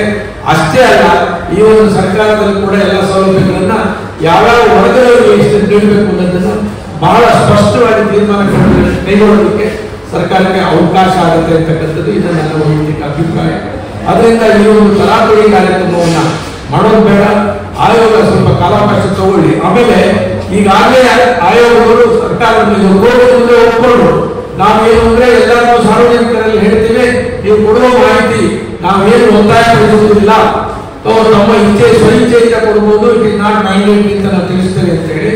ಆದ್ರೆ ಅವರು ಕೇವಲ ಒಂದು ತಿಳುವಳಿಕೆ ಪತ್ರವನ್ನ ನೋಟಿಸ್ ಕೊಡೋ ತರ ಕಳಿಸ್ಕೊಟ್ಟಿದ್ದಾರೆ. ಬಟ್ ಅದು ಎಲ್ಲರಿಗೂ ಕೂಡ ತಲುಪಿಲ್ಲ. ಅದಕ್ಕೆ ಅವರ ಪತ್ರಿಕೆ ಮುಖಾಂತರ ಆ ಒಂದು ನೋಟಿಸ್ ಕೊಡಬೇಕಾಗುತ್ತೆ ಆಯೋಗದವರು. ಏನಂತ ಹೇಳಿದ್ರೆ ಕೋರ್ಟ್ ನಲ್ಲಿ ಇಂಥ ಆದೇಶ ಆಗಿದೆ, ಇದನ್ನ ತಮ್ಮ ತಿಳುವಳಿಕೆಗೆ ನೀಡಲಾಗಿದೆ ಅಂತ ಹೇಳಿ ಅಂತ ಒಂದು ಮಾಹಿತಿಯನ್ನು ಕೊಟ್ಟಿಲ್ಲ. ಆದರೂ ಕೂಡ ಮಾಧ್ಯಮದವರು ನೀವು ಆದೇಶವನ್ನು ಮಾಧ್ಯಮದಲ್ಲಿ ಕೆಲವು ವಿಚಾರಗಳನ್ನ ತಿಳಿಸುವ ಪ್ರಯತ್ನ ಮಾಡಿದ್ದೀರಿ. ಬಟ್ ತಮ್ಮ ಮಾಧ್ಯಮದ ವರದಿಯನ್ನ ಎಷ್ಟೋ ಸಂದರ್ಭದಲ್ಲಿ ಕೋರ್ಟ್ ಅಂತ ಹೇಳಿದ್ರೆ ಆಯೋಗದ ಸಹಿ ಹೇಳಿದ್ದೀರಿ ಅಂತ ಕೇಳ್ತಾರೆ. ಆಯೋಗದ ಸಹಿ ಕೊಡಬೇಕು ಅಂದ್ರೆ ನೀವು ಜಾಹೀರಾತು ಕೊಡಬೇಕು. ಆಯೋಗದವರು ಪತ್ರಿಕೆಗಳಿಗೆ ಜಾಹೀರಾತು ಕೊಟ್ಟು ಜಾಹೀರಾತು ಮುಖಾಂತರ ಜನರಿಗೆ ತಿಳುವಳಿಕೆ ಕೊಡ್ತಕ್ಕಂಥದ್ದು ಬಹಳ ಸೂಕ್ತ. ಆ ಕೆಲಸವನ್ನ ಆಯೋಗ ಮಾಡಿಲ್ಲ. ಅಟ್ಲೀಸ್ಟ್ ಉಳಿದ ದಿನಗಳಿಗೆ ಅನುಕೂಲ ಆಗೋಕ್ಕೆ ಮಾಡಬೇಕು. ಯಾಕೆಂದ್ರೆ 9 ದಿವಸದಂತೆ ಮಾಹಿತಿ ಪೂರ್ಣಗೊಳ್ಳಲ್ಲ. ಬಹುಶಃ ತಾವು ಕೂಡ ವಾದ ಮಾಡ್ತಾ ಇದ್ದೀರಿ, ತಾವು ಮುಂದಿನ ದಿನಗಳಲ್ಲಿ ಆಗ್ತದೆ ಅಂತಕ್ಕಂಥ ಮಾಹಿತಿಯನ್ನು ಕೊಡ್ತಾ ಇದ್ದೀರಿ. ಅದರಿಂದ ನಮಗೂ ತಿಳಿದು ಬರುತ್ತೆ. ಇದು ಮುಂದೆ 15 ದಿವಸ ಅಲ್ಲ, ಇನ್ನೂ 20 ದಿವಸ ಅಲ್ಲ, ಇನ್ನೂ 1 ತಿಂಗಳು ಕಾಲಾವಕಾಶ ಕೊಟ್ಟರು ಕೂಡ ಇದನ್ನು ಪೂರ್ಣಗೊಳಿಸತಕ್ಕಂಥ ಕಷ್ಟ ಆಗ್ಬೋದು. ಆದರೂ ಕೂಡ ಮುಖ್ಯಮಂತ್ರಿಗಳೇ ಈಗಾಗಲೇ ಅನೌನ್ಸ್ ಮಾಡಿದ್ದಾರೆ, ಶತಾಯ ನಾವು 17ನೇ ತಾರೀಕು ಮುಗಿಸ್ತೇವೆ ಅಂತ ಹೇಳ್ತಾರೆ. ಅದು ಹೇಗೆ ಪಕ್ಷ 17ನೇ ತಾರೀಕು ಮುಗಿಸ್ತಾರೆ ಅಂತ ಹೇಳಿದ್ರೆ ಅದು 7ನೇ ತಾರೀಕು ಯಾರು ಮಾಡಕ್ಕಾಗಲ್ಲ ಇದ್ದಾರೆ. ಈಗ ನಾವು ಅಲ್ಲಿ ಮಾಹಿತಿ ಜನಪ್ರತಿನಿಧಿ ಹೇಳಿದ್ದಾರೆ, ಅಲ್ಲಿ ಆಗಲ್ಲ ಅಂತ ಯಾವ ರೀತಿ ಇವರು ಅಲ್ಲಿ ಮಾಹಿತಿ ಹೆಂಗೆ ತಗೊಳ್ತಾರೆ, ನಿಮ್ಮ ಪಕ್ಕದ ಹೆಂಗೆ ಸಿಗೋದು ಸಾಧ್ಯ ಅವರಿಗೆ? ನಾವಾದರೂ ನಮ್ಮ ಒಕ್ಕಲಿಗ ಸಮುದಾಯದಿಂದ ಅಥವಾ ನಮ್ಮ ವೀರಶೈವ ಮಹಾಸಭಾ ಸಮುದಾಯಗಳಿಂದ ನಾವು ಹೇಳೋದಾದ್ರೆ, ನೀವು ಜನಗಣತಿಯಲ್ಲಿ ಭಾಗವಹಿಸಿ, ಆದರೆ ನಿಮ್ಮ ಹೆಸರನ್ನ ನೋಂದಾಯಿಸಿಕೊಳ್ಳಿ, ನಿಮ್ಮ ಜಾತಿಯನ್ನು ನೋಂದಾಯಿಸಿಕೊಳ್ಳಿ.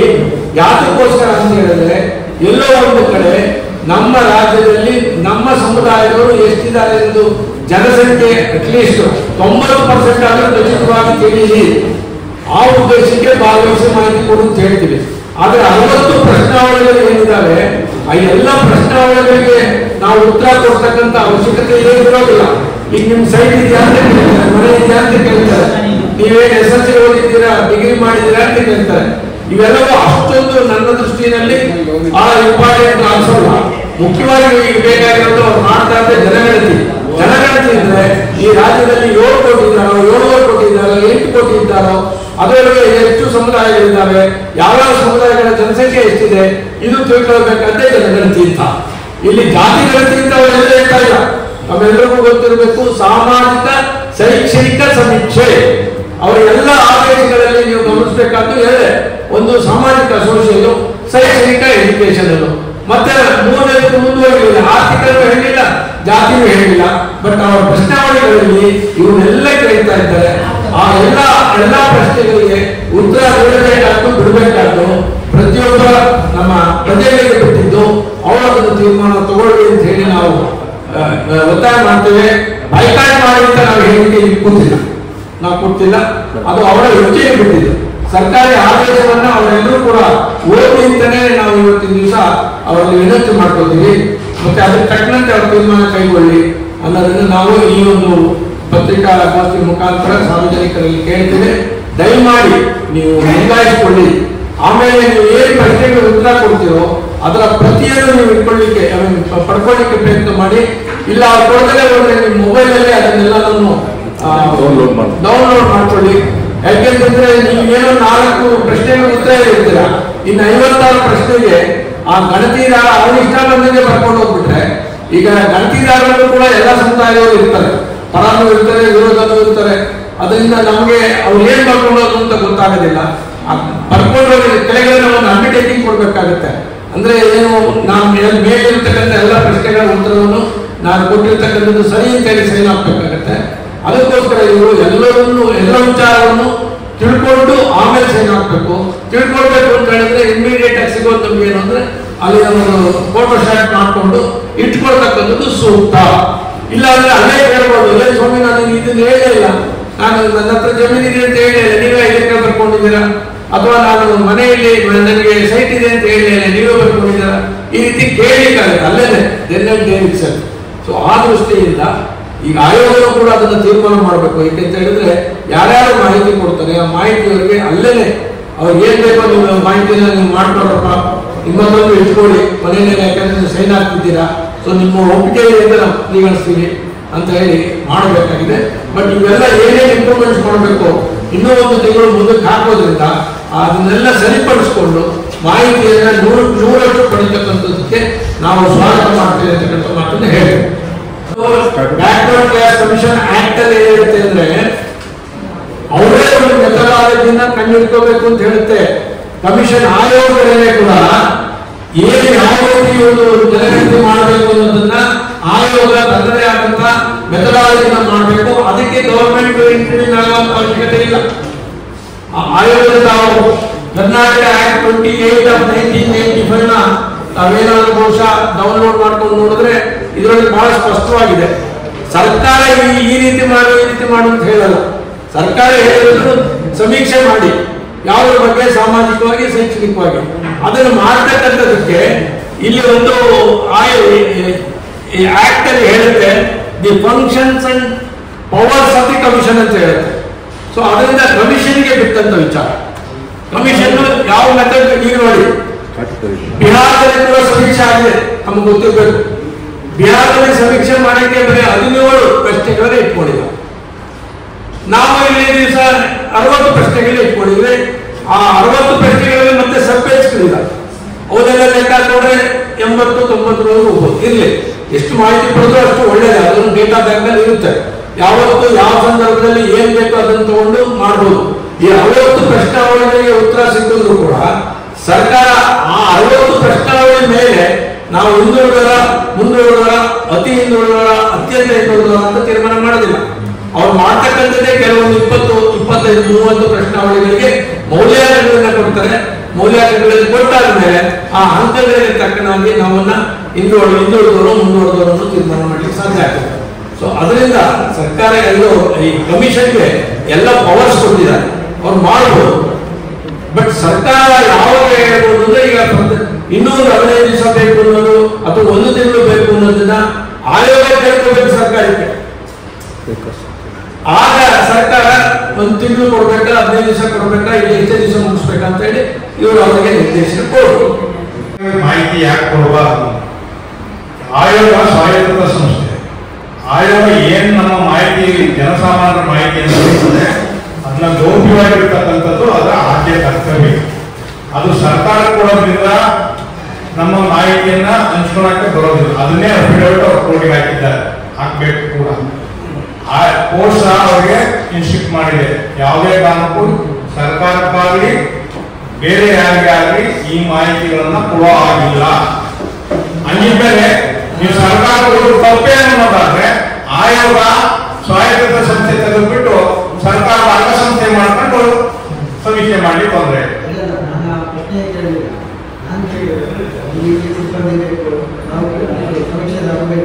ಎಲ್ಲವನ್ನ ಸರ್ಕಾರ ಒದಗಿಸಬೇಕು. ಸರ್ಕಾರ ಎಲ್ಲ ತಪ್ಪಾಗಿದೆ ಗೊಂದಲವನ್ನು ಸರಿಪಡಿಸಬೇಕು.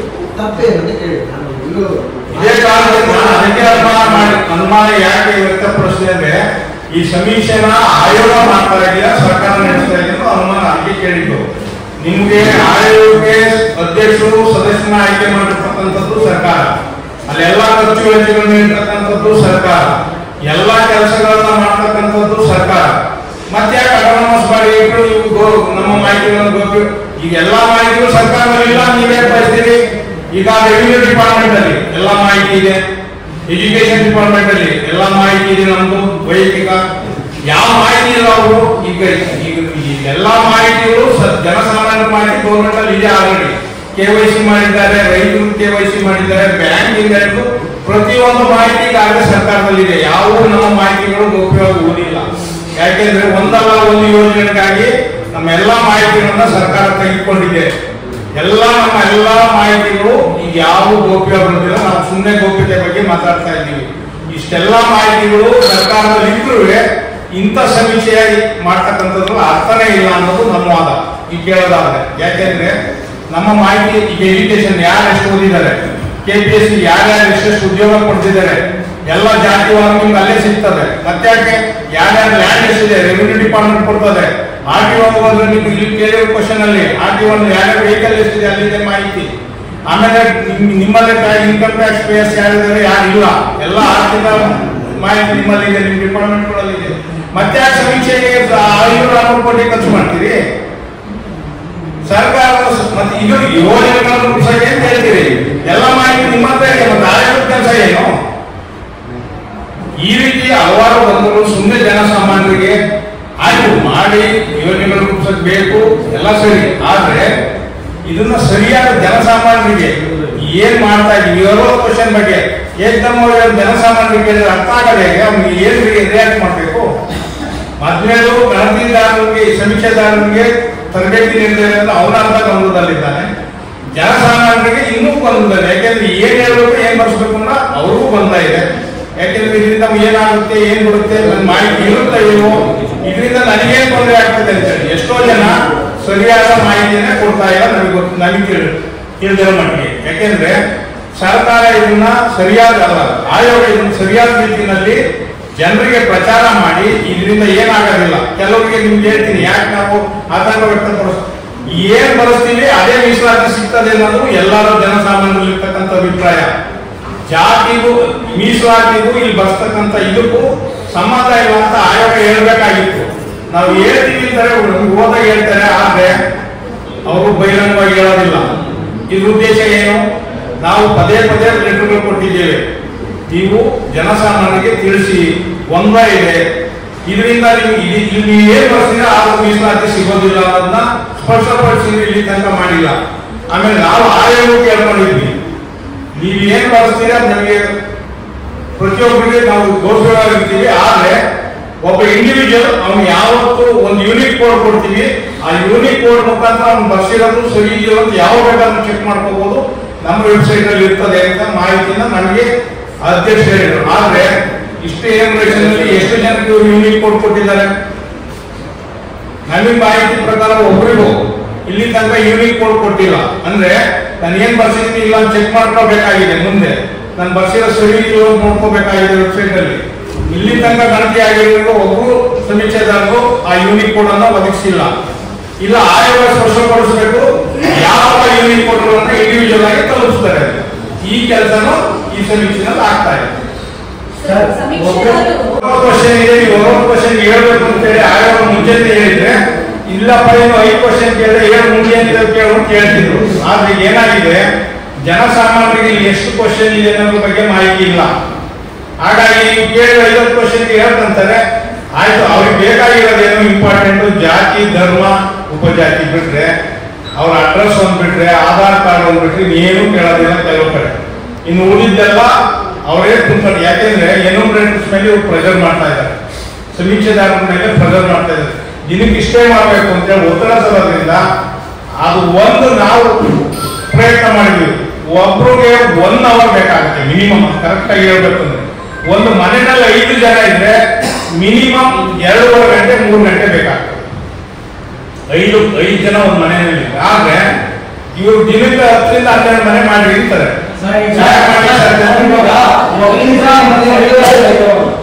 ಒಕ್ಕಲಿಗ ಮತ್ತೆ ಲಿಂಗಾಯತ್ ಕಮ್ಯುನಿಟಿ ಇಬ್ರು ಪ್ರೆಸ್ ಮೀಟ್ ಮಾಡ್ತಾ ಇದ್ದಾರೆ. ಆಯ್ತು, ಅದರಲ್ಲಿ ನೀವು ಆರೋಪ ಮಾಡಿದ್ರ ಆಯೋಗದವರು ಟೀಚರ್ಸ್ ಏನ್ ಹೋಗ್ತಾ ಇದ್ದಾರೆ ಕರೆಕ್ಟ್ ಆಗಿ ಮಾಹಿತಿ ಫಿಲ್ ಮಾಡ್ಕೋತಾ ಇಲ್ಲ ಅಂತ. ಇಬ್ರು ಸಂಘಟನೆಯವರು ಅವ್ರು ತಪ್ಪು ಮಾಡಿದ್ದಾರೆ ಅಂತ ಹೇಳ್ತಾ ಇದ್ದೀರಲ್ಲ, ಅದು ಪ್ರೂಫ್ ಏನಿದೆ? ಒಂದು ಪ್ರಶ್ನೆ. ಆಯೋಗ 60 ಪ್ರಶ್ನೆಗಳು ಇಟ್ಟಿದೆ. ಆ 60 ಪ್ರಶ್ನೆಗಳನ್ನು ನೋಡಿ ಇನ್ನೊಬ್ರು ಲೀಡರ್ ಹೇಳಿದ್ರು ಅದನ್ನ ಒಂದು ಫೋಟೋ ಒಂದು ಶೂಟ್ ಮಾಡ್ಕೊಳ್ಳಿ ಅಂತ. ಅದ್ರ ಬದಲು ಬೇರೆ ಏನಾದರೂ ಟೆಕ್ನಾಲಜಿ ಉಪಯೋಗಿಸಿ, ಎಲ್ಲ ಬುದ್ಧಿವಂತಿದ್ದಾರೆ, ಟೆಕ್ನಾಲಜಿ ಉಪಯೋಗಿಸಿ ನೀವೇ ನಾವು ಯಾರೋ ಒಬ್ರು ಆಗಿದ ತಕ್ಷಣ ಮೊಬೈಲ್ಗೆ ಮೆಸೇಜ್ ಬರೋದು ಅದೇನ್ ಮಾಡ್ತಾರೆ ಆ ಥರದ್ದು ಏನಾದ್ರು ಒಂದು ಮಾಹಿತಿ ನಿಮ್ಮ ಅಧ್ಯಕ್ಷರು ಹೇಳ್ಬೋದಾಯ್ತಲ್ಲ ಬ್ಯಾಕ್ವರ್ಡ್ ಸಬ್ಮಿಷನ್ ಬಗ್ಗೆ, ಯಾಕೆ ನೀವು ಮಾಡಿಲ್ಲ? ನಾವು ಅದನ್ನೇ ಕೇಳಿದ್ವಿ. ಈ ಪ್ರಾರಂಭಕ್ಕಿಂತ ಮುಂಚೆ ಹಲವಾರು ಪತ್ರಗಳ ಮುಖಾಂತರ ಇಲ್ಲಿ ಏನಾಗ್ತದೆ ಅನ್ನೋದ್ರ ಬಗ್ಗೆ ಸ್ಪಷ್ಟವಾಗಿ ಜನಸಾಮಾನ್ಯರಿಗೆ ಮಾಹಿತಿ ಕೊಡಬೇಕು ಅಂತ ಕೇಳ್ಕೊಂಡಿದ್ವಿ. ಅವ್ರು ಒಂದೂ ಕೆಲಸ ಮಾಡಿಲ್ಲ. ಆಮೇಲೆ ನಾವು ಏನೇನು ಬರುತ್ತೆ ನಿಮಗೆ ಬೇಕಾದ್ರೆ ಒಂದು 2-3 ವಾಯ್ಸ್ ರೆಕಾರ್ಡ್ ಮಾಡ್ಕೊಂಡಿದ್ದೀವಿ. ಅಲ್ಲಿ ಗಣತಿದಾರರು ಇಲ್ಲ ನಿಮ್ಗೆ ಅದಕ್ಕೆ ಹೇಳಿದ್ರು, ಅದು ನಿಮ್ಗೆ ಹೇಳಕ್ಕಾಗೋದಿಲ್ಲ ಅಂತ. ಈಗ ಅದಕ್ಕೆ ನಾವು ಏನ್ ಹೇಳ್ತಾ ಇದೀವಿ, ಇದನ್ನ ನನ್ನ ಬರೀ ನಾವು ಇಟ್ಕೊಂಡಿಲ್ಲ, ನಮಗೆ ಬಂದಿದ್ದನ್ನ ಇಮಿಡಿಯೇಟ್ ಆಗಿ ಆಯೋಗಕ್ಕೆ ಕಳಿಸ್ತಾ ಇದ್ದೀವಿ.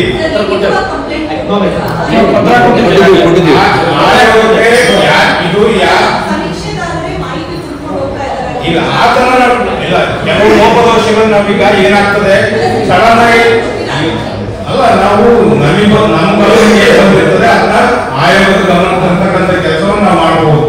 ಕಂಪ್ಲೇಂಟ್ ಕೊಡೋದ್ರಿಂದ ಏನಾಗೋದಿಲ್ಲ, ಸಮೀಕ್ಷೆಯಲ್ಲಿ ಸುಧಾರಿಸ್ಕೊಂಡು ಹೋಗ್ಬೇಕು, ಸಮೀಕ್ಷೆಯಲ್ಲಿ ಸರಿಯಾಗಿ ಆಗ್ಬೇಕು ಅನ್ನೋ ಕಾರಣಕ್ಕೆ ನಮ್ಮ ಗಮನಕ್ಕೆ ಏನ್ ಬರ್ತದೆ ಅದನ್ನ ನಾವು ಆಯೋಗದ ಗಮನಕ್ಕೆ ತರ್ತಕ್ಕಂಥ ಕೆಲಸವನ್ನು ಮಾಡ್ತೀವಿ. ನಮ್ಮ ಕೆಲಸ ಅದು ಕಂಪ್ಲೇಂಟ್ ಕೊಡೋದಲ್ಲ. ಹೌದು, ಖಂಡಿತವಾಗಿ ನಾವು ಯಾವುದನ್ನು ಮಾಡಲೇ ನಿಮ್ಮ ಮುಂದೆ ಬಂದು ಕೂತ್ಕೊಳ್ಳೋದಿಲ್ಲ. ನಿಮ್ಮ ಮುಂದೆ ಕೂರೋದ್ರೆ ಜನಸಾಮಾನ್ಯ ಪಬ್ಲಿಕ್ ಮುಂದೆ ಕೂತ್ಕೊಳ್ಳೋದು. ಹಾಗಾಗಿ ನಾವೇನೋ ಬೇಕಾಬಿಟ್ಟು ಏನೋ ಕಾರಣಕ್ಕೋಸ್ಕರ ಇಟ್ಟು ಕೂತಿಲ್ಲ. ಖಂಡಿತವಾಗಿ ನಮ್ಮ 2 ಸಂಘಟನೆಗಳಿಗೆ ದಿನ, ಯಾಕೆಂದ್ರೆ ನಮ್ಮ ಸಂಘಟನೆಗಳು ಇರೋದ್ರಿಂದ ಮಾಹಿತಿಗಳು ಬಂದೇ ಬರ್ತದೆ.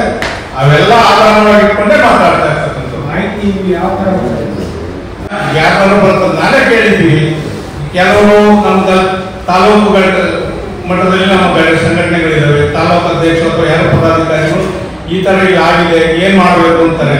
ಆಯ್ತಪ್ಪ, ಗಣತಿದಾರ ಕೇಳು. ಈಗ ಉದಾಹರಣೆ ಹೇಳ್ತೀನಿ ಕೇಳಿ. ಫಸ್ಟ್ ಈಗ ನಾನು 6ನೇ ವರ್ಷ ಅಂತ ಹೇಳಿದೆ, ಬೇಕಾದ್ರೆ ನೀವು ಚೆಕ್ ಮಾಡ್ಕೋಬಹುದು. 5, 6, 8ನೇ ವರ್ಷ ಫಸ್ಟ್ 3.1 ಶುರುವಾಗಿದ್ದು ಈಗ ದಿನ ಅಪ್ಡೇಟ್ ಆಗ್ತಾನೆ ಇದೆ. ಈಗ ನನಗೆ ನಿನ್ನೆ ಇರೋ ಮನೆ ಮಾಹಿತಿ ಪ್ರಕಾರ 3.6 ರನ್ನಿಂಗ್ ಅಲ್ಲಿ ಇತ್ತು. ಈಗ ಎಷ್ಟಿದೆ ಗೊತ್ತಿಲ್ಲ, ಯಾಕಂದ್ರೆ 2 ದಿವಸ ನಾನು ಚೆಕ್ ಮಾಡೋಕ್ಕಾಗಿಲ್ಲ ಬೇರೆ ಕಾರಣಕ್ಕೆ. ಈಗ ಬೇಕಾದ್ರೆ ನಾನು ಹೇಳ್ತೀನಿ ಅಲ್ಲಿ ಏನು ಮಾಹಿತಿ ಬರ್ತದೆ ಕೆಲವೊಂದು ನಾನು ರೆಕಾರ್ಡ್ ಮಾಡ್ಕೊಂಡಿದ್ದೀನಿ. ಯಾರ ಹತ್ರ ಎನ್ಯುಮರೇಟರ್ಸ್ ಹತ್ರ ಸಮೀಕ್ಷೆದಾರರು ಯಾರಿದ್ದಾರೆ ಅವರೇ ಮಾತಾಡಿದ್ದಾರೆ. ಸರ್ ಈ ನಾನು ಕೇಳಿದೆ ಕೆಲವು ಕಡೆ ಏನಾಗಿದೆ, ನಿಮ್ಗೆ ಉದಾಹರಣೆ ಧರ್ಮದ ಕಾಲಮಲ್ಲಿ ಈ ಥರ ಇದೆ, ಅಲ್ಲಿ ಎಂಟ್ರಿ ಮಾಡ್ಲಿಕ್ಕೆ ಅವಕಾಶ ಇದೆ. ಫಸ್ಟ್ ಎರಡು ದಿವಸ ಅದ್ರಲ್ಲಿ ಎಂಟ್ರಿ ಮಾಡೋಕ್ಕೆ ಬರ್ತಿರ್ಲಿಲ್ಲ. ಅದು ಆಯೋಗದ ಗಮನ ತಂದ್ವಿ. ಇಮಿಡಿಯೇಟ್ ಆಗಿ ಕಾರ್ಯದರ್ಶಿಗಳು ನಾವು ಅದನ್ನ ಸರಿಪಡಿಸ್ತೀವಿ ಅಂತ ಹೇಳಿದ್ವಿ. ಅದಾಯ್ತು. ಅದು 3ನೇ ವರ್ಷದಿಂದ ಅಲ್ಲಿ ಎಂಟ್ರಿ ಮಾಡ್ಲಿಕ್ಕೆ ಅವಕಾಶ ಬಂತು. ಈಗ ಏನೇನು ಸಾಧ್ಯ ಇದೆ ಇವನ್ನೆಲ್ಲವನ್ನು ಮಾಡಲಿಕ್ಕೆ ನಾವು ಸಹ ನಮ್ಮ ಗಮನಕ್ಕೆ ಬಂದದ್ದು ನಮ್ಗೆ ಹೇಳೋದು. ಬರೀ ಕಂಪ್ಲೇಂಟ್ ಮಾಡೋದ್ರಿಂದ ಪ್ರಾಬ್ಲಮ್ ಸಾಲ್ವ್ ಆಗೋದಿಲ್ಲ. ನಿಜವಾದ ಸಮೀಕ್ಷೆ ಏನಾಗಬೇಕು ಅದಾಗಲಿ, ಯಾರು ಫಲಾನುಭವಿಗಳಿದ್ದಾರೆ ಅವ್ರು ಬರೀಲಿ ಅನ್ನೋದೇ ನಮ್ಮ ಆಶಯ. ಒಂದು ಸರ್ವೆ ಮಾಡೋದಕ್ಕೆ ಮುಂಚೆ 2 ಸರಿ ಪಬ್ಲಿಕ್ ಹಿಯರಿಂಗ್ ಮಾಡಿದ್ರು. ಕೈಪಿಡಿ ಡ್ರಾಫ್ಟ್ ಕೈಪಿಡಿ ಎಲ್ಲ ಸಂಘ ಸಂಸ್ಥೆ ಹೇಳ್ಕೊಟ್ಟು ಏನಾದರೂ ತಿದ್ದುಪಡಿ ಇದ್ರೆ ಕೇಳಿ ಅಂತ ಹೇಳಿದ್ರು. ಅವಾಗ ನಾವು ಕೆಲವು ತಿದ್ದುಪಡಿಗಳನ್ನು ಹೇಳಿದ್ವಿ, ಅದನ್ನ ನಾವು ಅಳವಡಿಸ್ಕೊಂಡ್ಮೇಲೂ ಕೆಲವು ಅದರಲ್ಲಿ ಗಣಿತದಲ್ಲಿ ಕೆಲವು ಲೋಪಗಳಾದವು, ನಾವಿಲ್ಲ ಅಂತ ಹೇಳೋದಿಲ್ಲ. ಹಂಗಂತ ಈಗ ಇದೇ ಆಯೋಗಕ್ಕೆ ಅದೇ ಮಾತ್ರ ನಾವು ಹೇಳಿದ್ವಿ ಈ ತರ ಆಗ್ತಾ ಇದೆ ಅಂತ. ಇವ್ರು ಯಾವುದನ್ನು ಕಿವಿಗೆ ಹಾಕೋದು. ನಾವು ಯಾಕೆ ಎದುರಿಸ್ತಿದೀವಿ ಅಂದ್ರೆ ಕಾಮರಾಜರು ಅಷ್ಟು ಟೈಮ್ ತಗೊಂಡು ಹೆಚ್ಚು ಕಮ್ಮಿ 1.5 ವರ್ಷ ತಗೊಂಡಿದ್ರು. ಇನ್ನೊಂದು ಮ್ಯಾನ್ಯುಯಲ್ ಆದ್ರೂ 1.5 ವರ್ಷ ಟೈಮ್ ತಗೊಂಡಿದ್ರು. ಒಂದು ಕ್ವಶನೇರ್ ಮಾಡಲಿಕ್ಕೆ 2 ಸರಿ ಪಬ್ಲಿಕ್ ಹಿಯರಿಂಗ್ ಮಾಡಿದ್ರು. ಅದರಲ್ಲಿ ಯಾವ ಕ್ವಶನ್ ಬೇಕು ಬೇಡ ಅನ್ನೋದನ್ನ ಪಬ್ಲಿಕ್ ಹಿಯರಿಂಗ್ ಮಾಡಿ ತಂದಿದ್ರು. ಆಮೇಲೆ ಜಾತಿಗಳನ್ನ ಸೇರಿಸಲಿಕ್ಕೆ ಉಪಜಾತಿಗಳನ್ನ ಸೇರಿಸಲಿಕ್ಕೆ ಪಬ್ಲಿಕ್ ಹಿಯರಿಂಗ್ ಮಾಡಿದ್ರು. ಈಗ ಯಾವುದೂ ಇಲ್ಲ. ಈಗ ನೋಡಿ, ಫಸ್ಟು 1400 ಅನೌನ್ಸ್ ಮಾಡಿ ನೋಟಿಫಿಕೇಶನ್ ಮಾಡಿದ್ರು. ಸಂಘ ಸಂಸ್ಥೆಗಳಿಗೆ ತಗೊಂಡು ಏನು ತಪ್ಪು ಸರಿ ಇದೆ ಸರಿಪಡಿಸಿ ಅವಾಗ ಕೊಟ್ರೆ ಇವ್ರೇನ್ ಮಾಡಿದ್ರು, ಯಾರ್ಯಾರು ಕೊಟ್ಟರು ಏನೇನು ಕೊಟ್ಟರು ಎಲ್ಲ ಸೇರಿಸ್ಬಿಟ್ಟು 1561 ಮಾಡಿದ್ರು. ಅಂದ್ರೆ ಆಯೋಗಕ್ಕೆ ಒಂದು ಜಾತಿಯನ್ನ ಸೇರಿಸ್ತಕ್ಕಂಥ ತೆಗಿತಕ್ಕಂಥ ಅಧಿಕಾರ ಇದೆಯಾ? ಯಾರು ಕೊಟ್ಟರು ಸೇರಿಸ್ಬೋದಾ? ಅದಕ್ಕೊಂದು ಪದ್ಧತಿ ಇದೆ. ಹೌದು, ಒಂದು ಜಾತಿ ಆದರೂ ಬಂದಿದೆ ಗಮನಕ್ಕೆ ಬಂದ್ರೆ ಆಯೋಗ ಅದು ಪಬ್ಲಿಕ್ ಹಿಯರಿಂಗ್ ಆಗಬೇಕು, ಅವ್ರನ್ನ ಕಲಿಬೇಕು, ಅದ್ರ ಬಗ್ಗೆ ಕುಲಶಾಸ್ತ್ರ ಅಧ್ಯಯನ ಆಗಬೇಕು, ಇವೆಲ್ಲ ಮಾಡ್ಬಿಟ್ಟು ಸೇರಿಸ್ಬೇಕು. ಆಯೋಗ ಆ ಕೆಲಸ ಮಾಡಿದ್ಯಾ? ಸರ್, ಆಯೋಗ ಎಷ್ಟು ದುಡ್ಡು ಲಾಸ್ ಮಾಡಿದ್ದಾರೆ ಸರ್? ಎಷ್ಟು ಕೋಟಿ ಲಾಸ್ ಆಗಿದೆ? ಏನ್ ಮಾಡಿದಿರಲ್ಲ ಇದೆಲ್ಲವೂ ಕ್ರಿಮಿನಲ್ ವೇಸ್ಟ್ ನಮ್ಮ ಪ್ರಕಾರ. ಯಾಕೆಂದ್ರೆ ಇದರಿಂದ ಏನು ಸಾಧನೆ ಮಾಡೋದಿಲ್ಲ, ಏನು ಬೆಟ್ಟ ಆಗೋದು ಈ ಕೆಲಸ ಆಗ್ತದೆ. ಯಾಕೆಂದ್ರೆ ಕಾಮರಾಜ ಆಯೋಗ ಅಷ್ಟೆಲ್ಲ ಮಾಡಿನೂ ಅದನ್ನು ಉಳಿಸ್ಕೊಳ್ಳಿಕ್ಕಾಗಿಲ್ಲ. ಈ ತರ ತಪ್ಪುಗಳಾದ್ರೆ ತಾಂತ್ರಿಕ ಕಾರಣಗಳಿಂದ ಇಂಥ ರಿಪೋರ್ಟ್ಗಳು ಬಿದ್ದೋಗ್ತದೆ. ಅದು ಆಗಬೇಡ ಅನ್ನೋದೇ ನಮ್ಮ ಉದ್ದೇಶ. ಈಗ ಒಕ್ಕಲಿಗರಾಯ್ತು ಹಿಂದುಳಿದ ವರ್ಗದಲ್ಲೇ ಇದ್ದೇವೆ, ನಾವೇನು ಸಾಮಾನ್ಯ ವರ್ಗದಲ್ಲಿ ಇಲ್ಲ. ಇಲ್ಲಿ ಬೆನಿಫಿಟ್ ಇಲ್ಲೂ ಇದೆ, ಕೇಂದ್ರದಲ್ಲೂ OBC ಪಟ್ಟಿಯಲ್ಲೇ ಇದ್ದೀವಿ. ಹಾಗಾಗಿ ಏನಾಗಿದೆ ಅಂದ್ರೆ ಸುಮ್ಮನೆ ಒಂದು ಪಬ್ಲಿಕ್ ಪರ್ಸೆಪ್ಷನ್ ಏನು ಕ್ರಿಯೇಟ್ ಮಾಡಿದ್ದಾರೆ ಅಂದ್ರೆ 2 ಪ್ರಬಲ ಸಮುದಾಯದವರು ಯಾವಾಗಲೂ ಹಿಂದುಳಿದ ವರ್ಗ ಇರ್ತಾರೆ ಅಂತ. ನಾವು ಎಲ್ಲರನ್ನೂ ಒಪ್ಕೊಂಡು ಬೆಳೆದಿರೋಕ್ಕೆ ನಾವು ಇವತ್ತು ಇಲ್ಲಿರೋಕ್ಕೆ ಸಾಧ್ಯ ಆಗಿರೋದು. ನಮ್ಮಲ್ಲೂ ಎಲ್ಲ ಕಸುಬು ಆಧಾರಿತ ಉಪಜಾತಿಗಳು ಇರೋದ್ರಿಂದನೇ ನಮ್ಮವು ಎಲ್ಲ 93-94 ಹೇಳ್ತೀವಿ. ಅಷ್ಟು ಉಪಜಾತಿಗಳು ನಮ್ಮ ಕಸುಬು ಆಧಾರಿತ, ಅವೆಲ್ಲವೂ ಹಿಂದುಳಿದವು, ಅತ್ಯಂತ ಹಿಂದುಳಿದ ವರ್ಗದಲ್ಲಿ ಇರ್ತಕ್ಕಂಥ ಜಾತಿಗಳೇ ಆಗಿರ್ತಾರೆ. ಕಾಮರಾಜ ಆಯೋಗ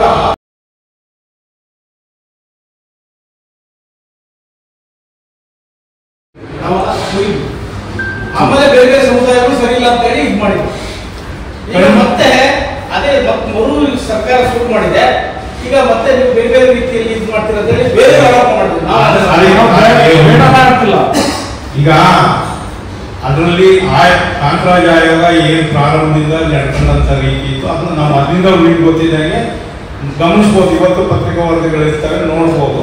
ಅದು ಪ್ರಾರಂಭದ ದಿನಗಳಿಂದ ಅಂದ್ರೆ ಪಬ್ಲಿಕ್ ಹಿಯರಿಂಗ್ ಏನಾಗಿತ್ತಲ್ಲ, ನಮ್ಗೆ ಅವಕಾಶ ಕೊಟ್ಟಿದ್ರು. ಕೆಲವರು ಅವರು ಅಳವಡಿಸ್ಕೊಂಡ್ರಲ್ಲ, ಕೆಲವೊಂದು ಅಳವಡಿಸ್ಕೊಂಡ್ರು. ಇಂಥದ್ದು ಆಗೋದು ಬೇಡ ಅಂತ ನಾವು ಹೇಳ್ಕೊಂಡು ಬಂದಿದ್ವಿ. ಅದೇ ಆಗಿತ್ತು, ಅದಕ್ಕೋಸ್ಕರ ನಾವು ವಿರೋಧ ಮಾಡ್ಕೊಂಡು ಬಂದಿದ್ವಿ. ಅದು ವಿರೋಧಿಸಿ ಅದು ಬಿದ್ದೋಗಿದ್ದು ನಮ್ಮ ವಿರೋಧದಿಂದ ಅಲ್ಲ, ತಾಂತ್ರಿಕ ಕಾರಣದಿಂದ. 10 ವರ್ಷ ಹಳೆಯ ರಿಪೋರ್ಟ್ನ ಕಾರಣಕ್ಕಾಗಿ ಅವರು ಬಿದ್ದೋಯ್ತೆ ಹೊರತು ನಾವು ವಿರೋಧಿಸಿದ್ವಿ. ಒಕ್ಕಲಿಗರಿಂದ ವಿರೋಧಿಸಿದ್ದು ಅವ್ರು ಏನು ಬಿಡಲಿಲ್ಲ. ಅದನ್ನ ಜಾರಿ ತರಲಿಕ್ಕೆ ಅವ್ರು ಬದ್ಧವಾಗಿದ್ರು. ಆದರೆ ತಾಂತ್ರಿಕ ಕಾರಣದಿಂದ ಅದು ಹಿಂದ್ಕೋಯ್ತೆ ಹೊರತು ಈಗ ಆಯ್ತು. ಆ ಅನುಭವ ಸರ್ಕಾರದ ಮುಂದೂ ಇದೆ, ಆಯೋಗದ ಮುಂದೂ ಇದೆ. ಆ ತಪ್ಪು ಈ ಆಯೋಗ ಮಾಡಬಾರ್ದಲ್ಲ. ಅದೇ ತಪ್ಪು, ಅದಕ್ಕಿಂತ ಹೆಚ್ಚಿನ ತಪ್ಪು ಈ ಆಯೋಗ ಮಾಡ್ತಾ ಇದೆ. ಅದು ನಮ್ಮ ಕಳಕಳಿ ಅಷ್ಟೇ. ನೀವು ಗಣತಿ ಮಾಡಬೇಡಿ, ಇನ್ನೊಂದು ಮಾಡ್ರಿ ನಾವು ಹೇಳ್ತಾ ಇಲ್ಲ. ನಾವು ಏನ್ ಕರೆ ಕೊಡ್ತಾ ಇದೀವಿ, ನಿಮ್ಮ ಮುಖಾಂತರ ಕರೆ ಕೊಡ್ತಾ ಇದೀವಿ, ಪ್ರತಿಯೊಬ್ಬರು ಭಾಗವಹಿಸಿ ಕರೆ ಕೊಡ್ತಾ ಇದೀವಿ. ಅವಕಾಶ ಇದೆ, ಕೋರ್ಸ್ ಇದೆ. ಆಯೋಗದವರು ಅಫಿಡವಿಟ್ ಹಾಕಿದ್ದಾರೆ ರಿಪೋರ್ಟ್ಗೆ, ಯಾರು ನಾವು ಕಂಪಲ್ಸರಿ ಮಾಡೋದಿಲ್ಲ ಅಂತ. ಆದ್ರೆ ಕೈಪಿಡಿ ತೆಗೆದವ್ರಿಗೆ ಅವೆಲ್ಲ ಇದೆಯಾ ಅಂತ ಮ್ಯಾಂಡೇಟರಿ ಇದೆ, ಎಲ್ಲ ಕಂಪಲ್ಸರಿ ಇದೆ. ಆದ್ರೆ ಕೋರ್ಟ್ ಅಫಿಡವಿಟ್ ಹಾಕ್ತಾರೆ ಅವ್ರು ಏನಂತ, ನಾವು ಯಾರಿಗೂ ಕಂಪಲ್ಸರಿ ಮಾಡೋದಿಲ್ಲ, ಅವ್ರ ಇಚ್ಛೆ ಬಳಸಿದ್ರೆ ಬಳಸ್ಬೋದು, ಪಾಲ್ಗೊಂಡ್ರೆ ಪಾಲ್ಗೊಳ್ಬೋದು, ಇಲ್ಲ ಅದನ್ನೇ ಕೋರ್ಟ್ ಸಹ ಹೇಳಿದೆ. ಏನಂತ ನೀವು ಜನರಿಗೆ ಹೇಳಿ, ಇಲ್ಲಿವರೆಗೂ ಹೇಳಿಲ್ಲ. ಗುರುವಾರ ಆಗಿದ್ದು ಇಲ್ಲಿವರೆಗೂ ಹೇಳಿಲ್ಲ, ಇವತ್ತು ಸೋಮವಾರ. ನಾವು ಅದನ್ನೇ ನೋಡ್ತಾ ಇದ್ದೀವಿ. ಈ ಎಲ್ಲ ಯಾಕೆ ಈಗ ಆಯೋಗ ನಡ್ಕೊಂತ ಇದೆ, ಇದರಲ್ಲಿ ಏನು ಇನ್ನೂ ಒಂದು ಕೇಳಿದ್ದೀವಿ ಪ್ರಮುಖವಾದ, ಈ ಜಾತಿ ಮತ್ತು ಉಪಜಾತಿಗಳನ್ನು ತಾವು ಕೊಟ್ಟಿದ್ದಾರೆ. ಗಮನಿಸಿದ್ದೀರಾ? ಜಾತಿಗಳ ಕೂಡ ಯಾವುದೇ ಉಪಜಾತಿಗಳ ಕೂಡ ಏನಾದ್ರು ಕೊಟ್ಟಿದ್ದಾರೆ? ಇಲ್ಲ. ತೋರಿಸಿ. ಜಾತಿಗಳ ಕೋಡ್ ವರ್ಷ ಕೊಟ್ಟಿದ್ದಾರೆ. ಈಗ ಈ ಜಾತಿಗೂ ಅದೇ ಕೂಡ ಹಾಕ್ಬೇಕು, ನಾನು ಉಪಜಾತಿಗೂ ಅದೇ ಕೂಡ ಹಾಕ್ಬೇಕು. ಹೆಂಗ್ ಸಾಧ್ಯ ಇದು? ನಾನು ಹೆಂಗ್ ಎನ್ಯುಮರೇಟ್ ಮಾಡ್ತೀನಿ, ಹೆಂಗ್ ಕೌಂಟ್ ಮಾಡ್ತೀನಿ? ಇದನ್ನ ತಪ್ಪು ಅಂತ ಹೇಳಿದ್ರೆ ನೀವು ವಿರೋಧಿಸ್ತೀರಿ ಅಂತೀರಿ. ಈಗ ಧರ್ಮ ಕಾಲನಿ ನಂಬರ್ ಕೊಟ್ಟಿದ್ದಾರೆ ಆಯೋಗದವರು, ಆ ಕಾಲಮ್ ನಂಬರ್ಗಳು ಹಾಕ್ತೀವಿ ನಾವು. ಆದ್ರೆ ಜಾತಿ ಉಪಜಾತಿ ಆಯೋಗಕ್ಕೆ ಸ್ಪಷ್ಟತೆ ಇಲ್ಲ. ಇದು ಜಾತಿಗಳು ಯಾವುದು, ಉಪಜಾತಿಗಳು ಯಾವುದು, ನಿಮ್ಗೆ ಇಷ್ಟ ಬಂದ ಬರ್ಸ್ಕೊಳ್ಳಿ ಅಂತ ನಾನು ಹೇಳಿದ್ದೀನಿ. ವೈಯಕ್ತಿಕವಾಗಿ ಚೇರ್ಮನ್ ಮುಂದೆ ನಾವು ಮಣಿಸಿದೀವಿ, ನೋಡ್ರಿ ಈ ತರ ಇದೆ, ಬಂದ ಆಗ್ತದೆ, ಹಿಂದೆ ಇವೆಲ್ಲ ಕಾಂಗ್ರೆಸ್ ತಪ್ಪುಗಳಾಗಿದ್ದಾವೆ, ನಿಮ್ಮಲ್ಲೂ ಆಗಬೇಡ ಅನ್ನೋದಕ್ಕೆ ಮನವಿ ಕೊಟ್ಟಿದ್ದೀವಿ. ನಾನು ಓಡಲ್ ರಿಟರ್ನ್ ಅವ್ರಿಗೆ ಕೊಟ್ಟಿದ್ದೀವಿ, ಮನವಿ ಕೊಟ್ಟಿದ್ದೀವಿ, ಸರಿಪಡಿಸ್ಕೊಳ್ಳಿ. ಆಮೇಲೆ ಇನ್ನೂ ಒಂದು ಮಾಹಿತಿ ಹೇಳಿದ್ವಿ, ಈ ಸರಿ ಡ್ರಾಪ್ ಡೌನ್ ಇದೆ. ಅಂದ್ರೆ ಜಾತಿನ ನೀವು ಆರ್ಟ್ ಮಾಡಿದ ತಕ್ಷಣ ಉಪಜಾತಿ ಯಾವುದು ಅನ್ನೋದಕ್ಕೆ ಆರ್ಟ್ ಮಾಡ್ಕೊಂಡು ನೀವು ಅಲ್ಲೇ ಡ್ರಾಪ್ ಡೌನ್ ಅಲ್ಲಿ ಬಂದ್ಬಿಟ್ರೆ ಈಸಿ ಆಗ್ತದೆ ಹುಡ್ಕೊಳಕ್ಕೆ. ಈ ಜಾತಿ ಉದಾಹರಣೆ ಲಿಂಗಾಯತ ಅಂತ ಹುಡುಕಂದ್ರೆ ನಿಮ್ಗೆ ಆರಾಮ ಸಿಗ್ತದೆ. ಡ್ರಾಪ್ ಡೌನ್ 135 ಇದಾವೆ, ಅಷ್ಟು ಸಿಗ್ತದೆ. ಈಗ ಎಲ್ಲಿಂದ ಹುಡುಕ್ಬೇಕು ಅವ್ನು ಡ್ರಾಪ್ ಡೌನ್ ಅಂದ್ರೆ 1500 ಹುಡುಕ್ಬೇಕು. ಈಗ ಲಿಂಗಾಯತ ಶುರುವಾಗೋದು 4 ಶುರುವಾಗುತ್ತೆ, 1537 ಕೊನೆ ಆಗುತ್ತೆ. ಅಷ್ಟು ಸಮಯ ಅವ್ನು ಹುಡುಕ್ಬೇಕಂದ್ರೆ ಎಲ್ಲಿ ಹುಡುಕ್ಬೇಕು? ಆಮೇಲೆ ಇನ್ನೊಂದು ಅದೇ ಹೇಳ್ತೀನಿ, ನಿಮ್ಗೆ ಗಮನ ತರ್ತೀನಿ. ಎನ್ಯುಮರೇಷನ್ ಅಲ್ಲಿ ಕೆಲವು ಈ ಜಾತಿನಲ್ಲಿ ಲಿಂಗಾಯತ ಬರ್ಸಿರ್ತಾನೆ, ಉಪಜಾತಿನಲ್ಲಿ ಮಾಡುವಾಗ ಏನಾಗ್ತದೆ, ಅವ್ನು ಡ್ರಾಪ್ ಡೌನ್ ಸಿಗದೇ ಇಲ್ಲ. ಯಾಕೆಂದ್ರೆ ಅವ್ನು ಹುಡುಕಕ್ಕಾಗತ್ತಿಲ್ಲ. ಅಷ್ಟರಲ್ಲಿ ಅವ್ನು ಹುಡುಕ್ಬೇಕಾದ್ರೆ ಮ್ಯಾನ್ಯಲ್ಲು ಇಲ್ಲ, ಅದು ಹೇಳಿದ್ರೆ ಆ್ಯಪ್ ಅಲ್ಲಿ ತಗೊಳ್ಳಿಲ್ಲ, ಅದೇನಾಗ್ತದೆ ಗೊಂದಲ ಆಗ್ತಾ ಇದೆ, ರಿಪೀಟ್ ಆಗಿದೆ ಕ್ಯಾಸ್ಟ್ ನೋಡಿ. ಅದ್ಬಿಡಿ, ಅದರಲ್ಲಿ ಸುಮಾರು ರಿಪೀಟ್ ಆಮೇಲೆ ಎಷ್ಟು ನಾವೇನಾದ್ರು ಆಯೋಗ ಗಮನ ತರೋದ್ರೆ ಇದನ್ನ ವಿರೋಧ ಅಂತ ಬಿಂಬಿಸ್ತಾರೆ. ಇದು ಆಗದ ಕಾರಣ ನಾವು ಯಾವ ಕಾರಣಕ್ಕೂ ಸರ್ಕಾರದ ವಿರುದ್ಧ ಆಗಲಿ ಆಯೋಗದ ವಿರುದ್ಧ ಇಲ್ಲ. ಸರಿಯಾದ ವ್ಯವಸ್ಥಿತವಾಗಿ ಪಾರದರ್ಶಕವಾಗಿ ಸಮೀಕ್ಷೆ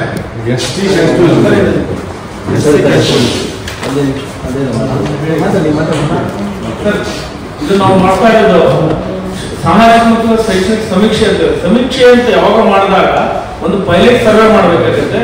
ಪೈಲಟ್ ಒಂದು ನಿಗದಿ ಮಾಡ್ಕೊಂಡು ಅದರಲ್ಲಿ ಲೋಕದರ್ಶನ ಸರಿಪಡಿಸ್ಕೊಂಡು ಆಮೇಲೆ ಪಬ್ಲಿಕ್ ಡೊಮೇನ್ ಬಿಡಬೇಕಾಗುತ್ತೆ.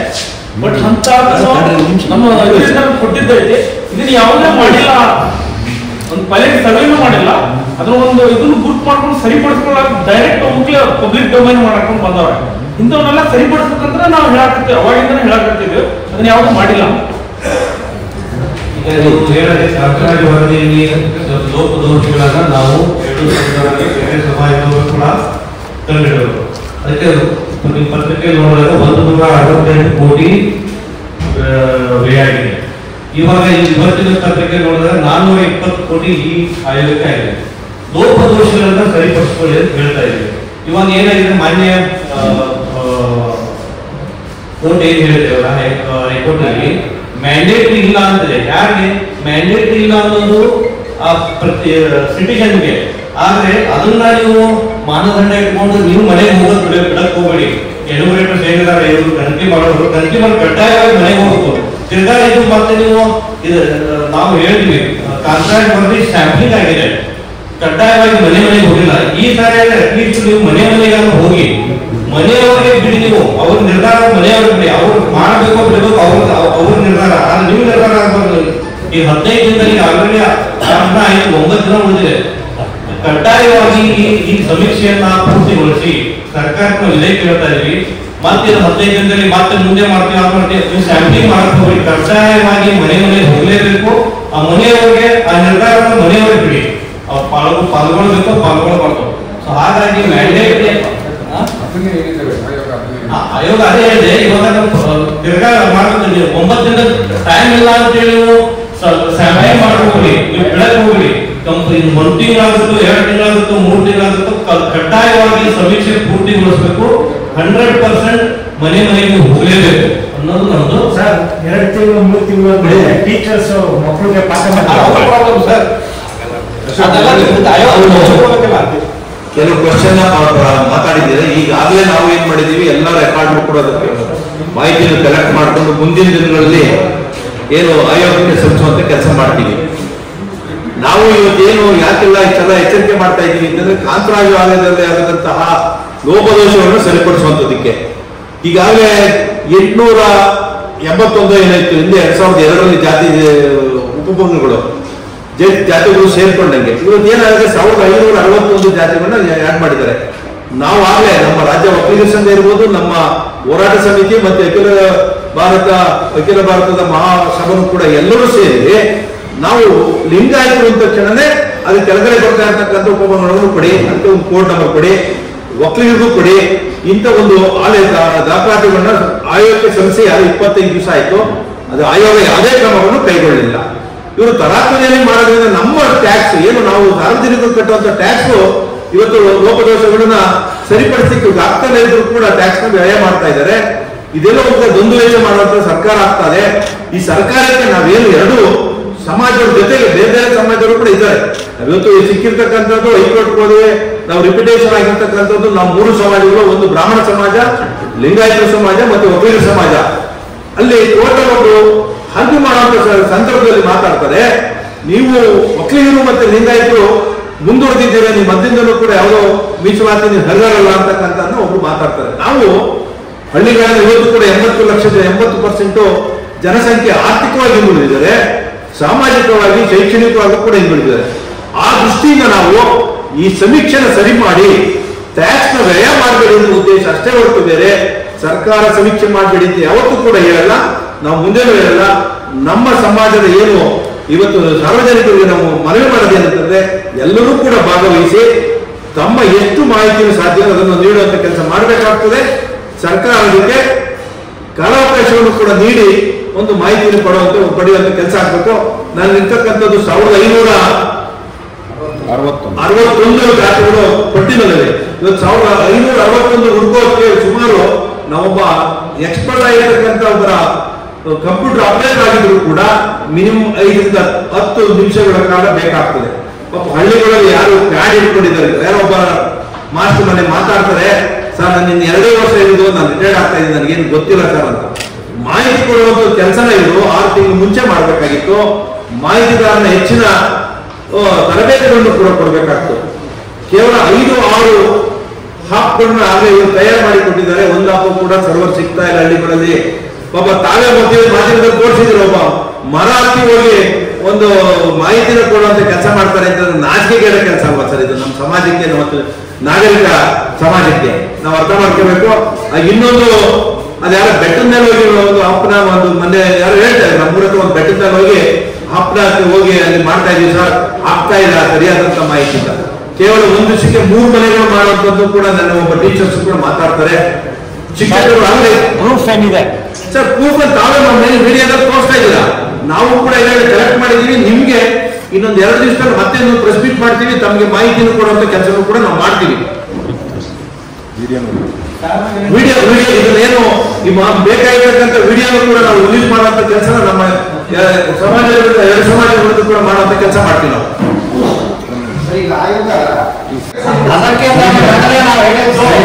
ಇದು ಎಷ್ಟು ಅಸಮರ್ಪಕ ಇದೆ ಅಂದ್ರೆ, ಈ ಕ್ವಶನ್ ಏನಿದೆ 76 ವರ್ಷದಿಂದ ನಡೆದಂತಹ ಕಾಕಾ ಕೇಲೇಕರ್ ಕಮಿಟಿಯಿಂದ ಪ್ರಶ್ನೆ ತಗೊಂಡಿದ್ದೀವಿ ಅಂತಾರೆ, ಮತ್ತು 46 ವರ್ಷದಿಂದ ನಡೆದಂತಹ ಬಿಪಿ ಮಂಡಳಿಯಿಂದ ಪ್ರಶ್ನೆ ತೆಗೆದುಕೊಂಡಿದ್ದೀವಿ ಅಂತಾರೆ, ಮತ್ತು 40 ವರ್ಷದಿಂದ ನಡೆದಂತಹ ಚಿನ್ನಪರೇಡ್ ಆಯೋಗ ಮತ್ತು ಆಯೋಗ 53 ವರ್ಷದಿಂದ ನಡೆದಂಥದ್ದು. ಇವು ಹೊಸ ಪ್ರಶ್ನೆಗಳು ಯಾವ ಆಗ್ತದೆ? ಉದಾಹರಣೆಗೆ ಸಾಮಾಜಿಕ ಪಿಡುಗು ಬಾಲ್ಯ ವಿವಾಹ ಅಲ್ಲ, ಡೈವರ್ಸ್. ಆ ಡೈವರ್ಸ್ ಬಗ್ಗೆ ಇವರು ಇನ್ನೂ ಸಹ ಡೈವರ್ಸ್ ಅಂತ ಕೇಳ್ತಾರೆ. ಡೈವರ್ಸ್ ಕಾರಣ ಏನು, ತತ್ವಂತದಲ್ಲಿ ಏನಾಯ್ತು ಅಂತ ಪ್ರಶ್ನೆಗಳು ಇಟ್ಟೇ ಇಲ್ಲ. ಅಂದ್ರೆ ಅರ್ಥ ಅನ್ಸೈಂಟಿಫಿಕ್ ಮೆಥಡ್ಸ್ ನ ಕಾಂಟ್ರಾಜ್ ಆಯೋಗದಲ್ಲಿ ಏನ್ ಮಾಡಿದ್ರು ಅದೇ ರೀತಿ ಮಧುಸೂದನ್ ಆಯೋಗದಲ್ಲೂ ಮಾಡಿದ್ದಾರೆ. ನಮ್ಮ ಪ್ರಶ್ನೆ ಇರ್ತಕ್ಕಂಥದ್ದು ಟೈಮ್ ಕೊಟ್ಟಿದ್ದಾರೆ, ಆಗಲೇ ಮಾತಾಡ್ತಿದ್ರೆ ಎಲ್ಲ ಏನು ಟೈಮ್ ಕೊಡೋದಿಲ್ಲ, ನಾವು ಇದನ್ನೆಲ್ಲ ಸರಿ ಮಾಡಬಹುದಾಗಿತ್ತು. ನೀವು ಕೈಲೇ ಕೊಡ್ತಾ ಇಲ್ಲ. ನೀವು ಉದಾಹರಣೆಗೆ ಇನ್ನೂ ಒಂದು ಆಸ್ತಿ ಕಾಲದಲ್ಲಿ ಕಾರು 1 ಕೋಟಿ ರೂಪಾಯಿ 5 ಕೋಟಿ ರೂಪಾಯಿ ಕಾರು ಇರುತ್ತೆ, 5 ಲಕ್ಷ ರೂಪಾಯಿ ಕಾರು ಇದೆ. ನೀವು ಎಲ್ಲಿ ಕೇಳಿದ್ದೀರ ಅದನ್ನ ಪ್ರಶ್ನೆನ? ಇವತ್ತು ಯಾರೋ 5 ಕೋಟಿ ರೂಪಾಯಿ ಕಾರ್ ಇಟ್ಕೊಂಡವರಿಗೆ 5 ಲಕ್ಷ ರೂಪಾಯಿ ಕಾರ್ ಇಟ್ಕೊಂಡ್ರೆ ಸಮಾನ ಅಂತ ನೀವು ಪ್ರಶ್ನೆ ನಂಬರ್ 57 ಕೇಳಿದಿರ. ಕಾರು ಬಸ್ಸು ಸಮಾನ. ಅದಕ್ಕೆ ಬೈಸಿಕಲ್ ಒಂದು ಬಂಡಿ ನೀವೊಂದು ಆಸ್ತಿನ ದಯವಿಟ್ಟು ಸಹ ಇಂಥ ಅನ್ಸೈಂಟಿಫಿಕ್ ಪ್ರಶ್ನೆಗಳನ್ನ ನೀವು ಕೇಳಿ ಮತ್ತೆ ಜನಕ್ಕೆ ಮುಜುಗರ ಮಾಡ್ತಿದ್ದೀರಾ, ಅವಮಾನ ಮಾಡ್ತಿದ್ದೀರಾ. ಎಲ್ಲರೂ ಸಹ ಸಮಾಜದಲ್ಲಿ ಇವತ್ತು ಅಸಮಾನತೆ ಕಾಡ್ತಾ ಇರುತ್ತೆ. ಅದನ್ನೆಲ್ಲ ನೀವು ಸಮೀಕ್ಷೆಯಲ್ಲಿ ಕಂಡುಹಿಡಿಯಬೇಕಾಗಿತ್ತು. ಕಂಡುಹಿಡಿಯಲಿಕ್ಕೆ ನಿಮ್ಗೆ ಇಚ್ಛೆ ಇಲ್ಲ. ಅದನ್ನ ಬರೆಯಲಿದೆ ಜಾತಿ ಜಾತಿ ಜಾತಿ ಅಂತ ಈ ಸರ್ಕಾರ ಹೊರಟಾಗೆ ನಮ್ಗೆ ಅನಿಸಿಕೆ ಆಗ್ತಾ ಇದೆ. ಅದಕ್ಕೆ ನಮಗೆ ನಾವು ಅದಕ್ಕೋಸ್ಕರ ನಾವು ಈ ಪ್ರೆಸ್ ಕಾನ್ಫರೆನ್ಸ್ ಅದಕ್ಕೋಸ್ಕರ. ಧನ್ಯವಾದ.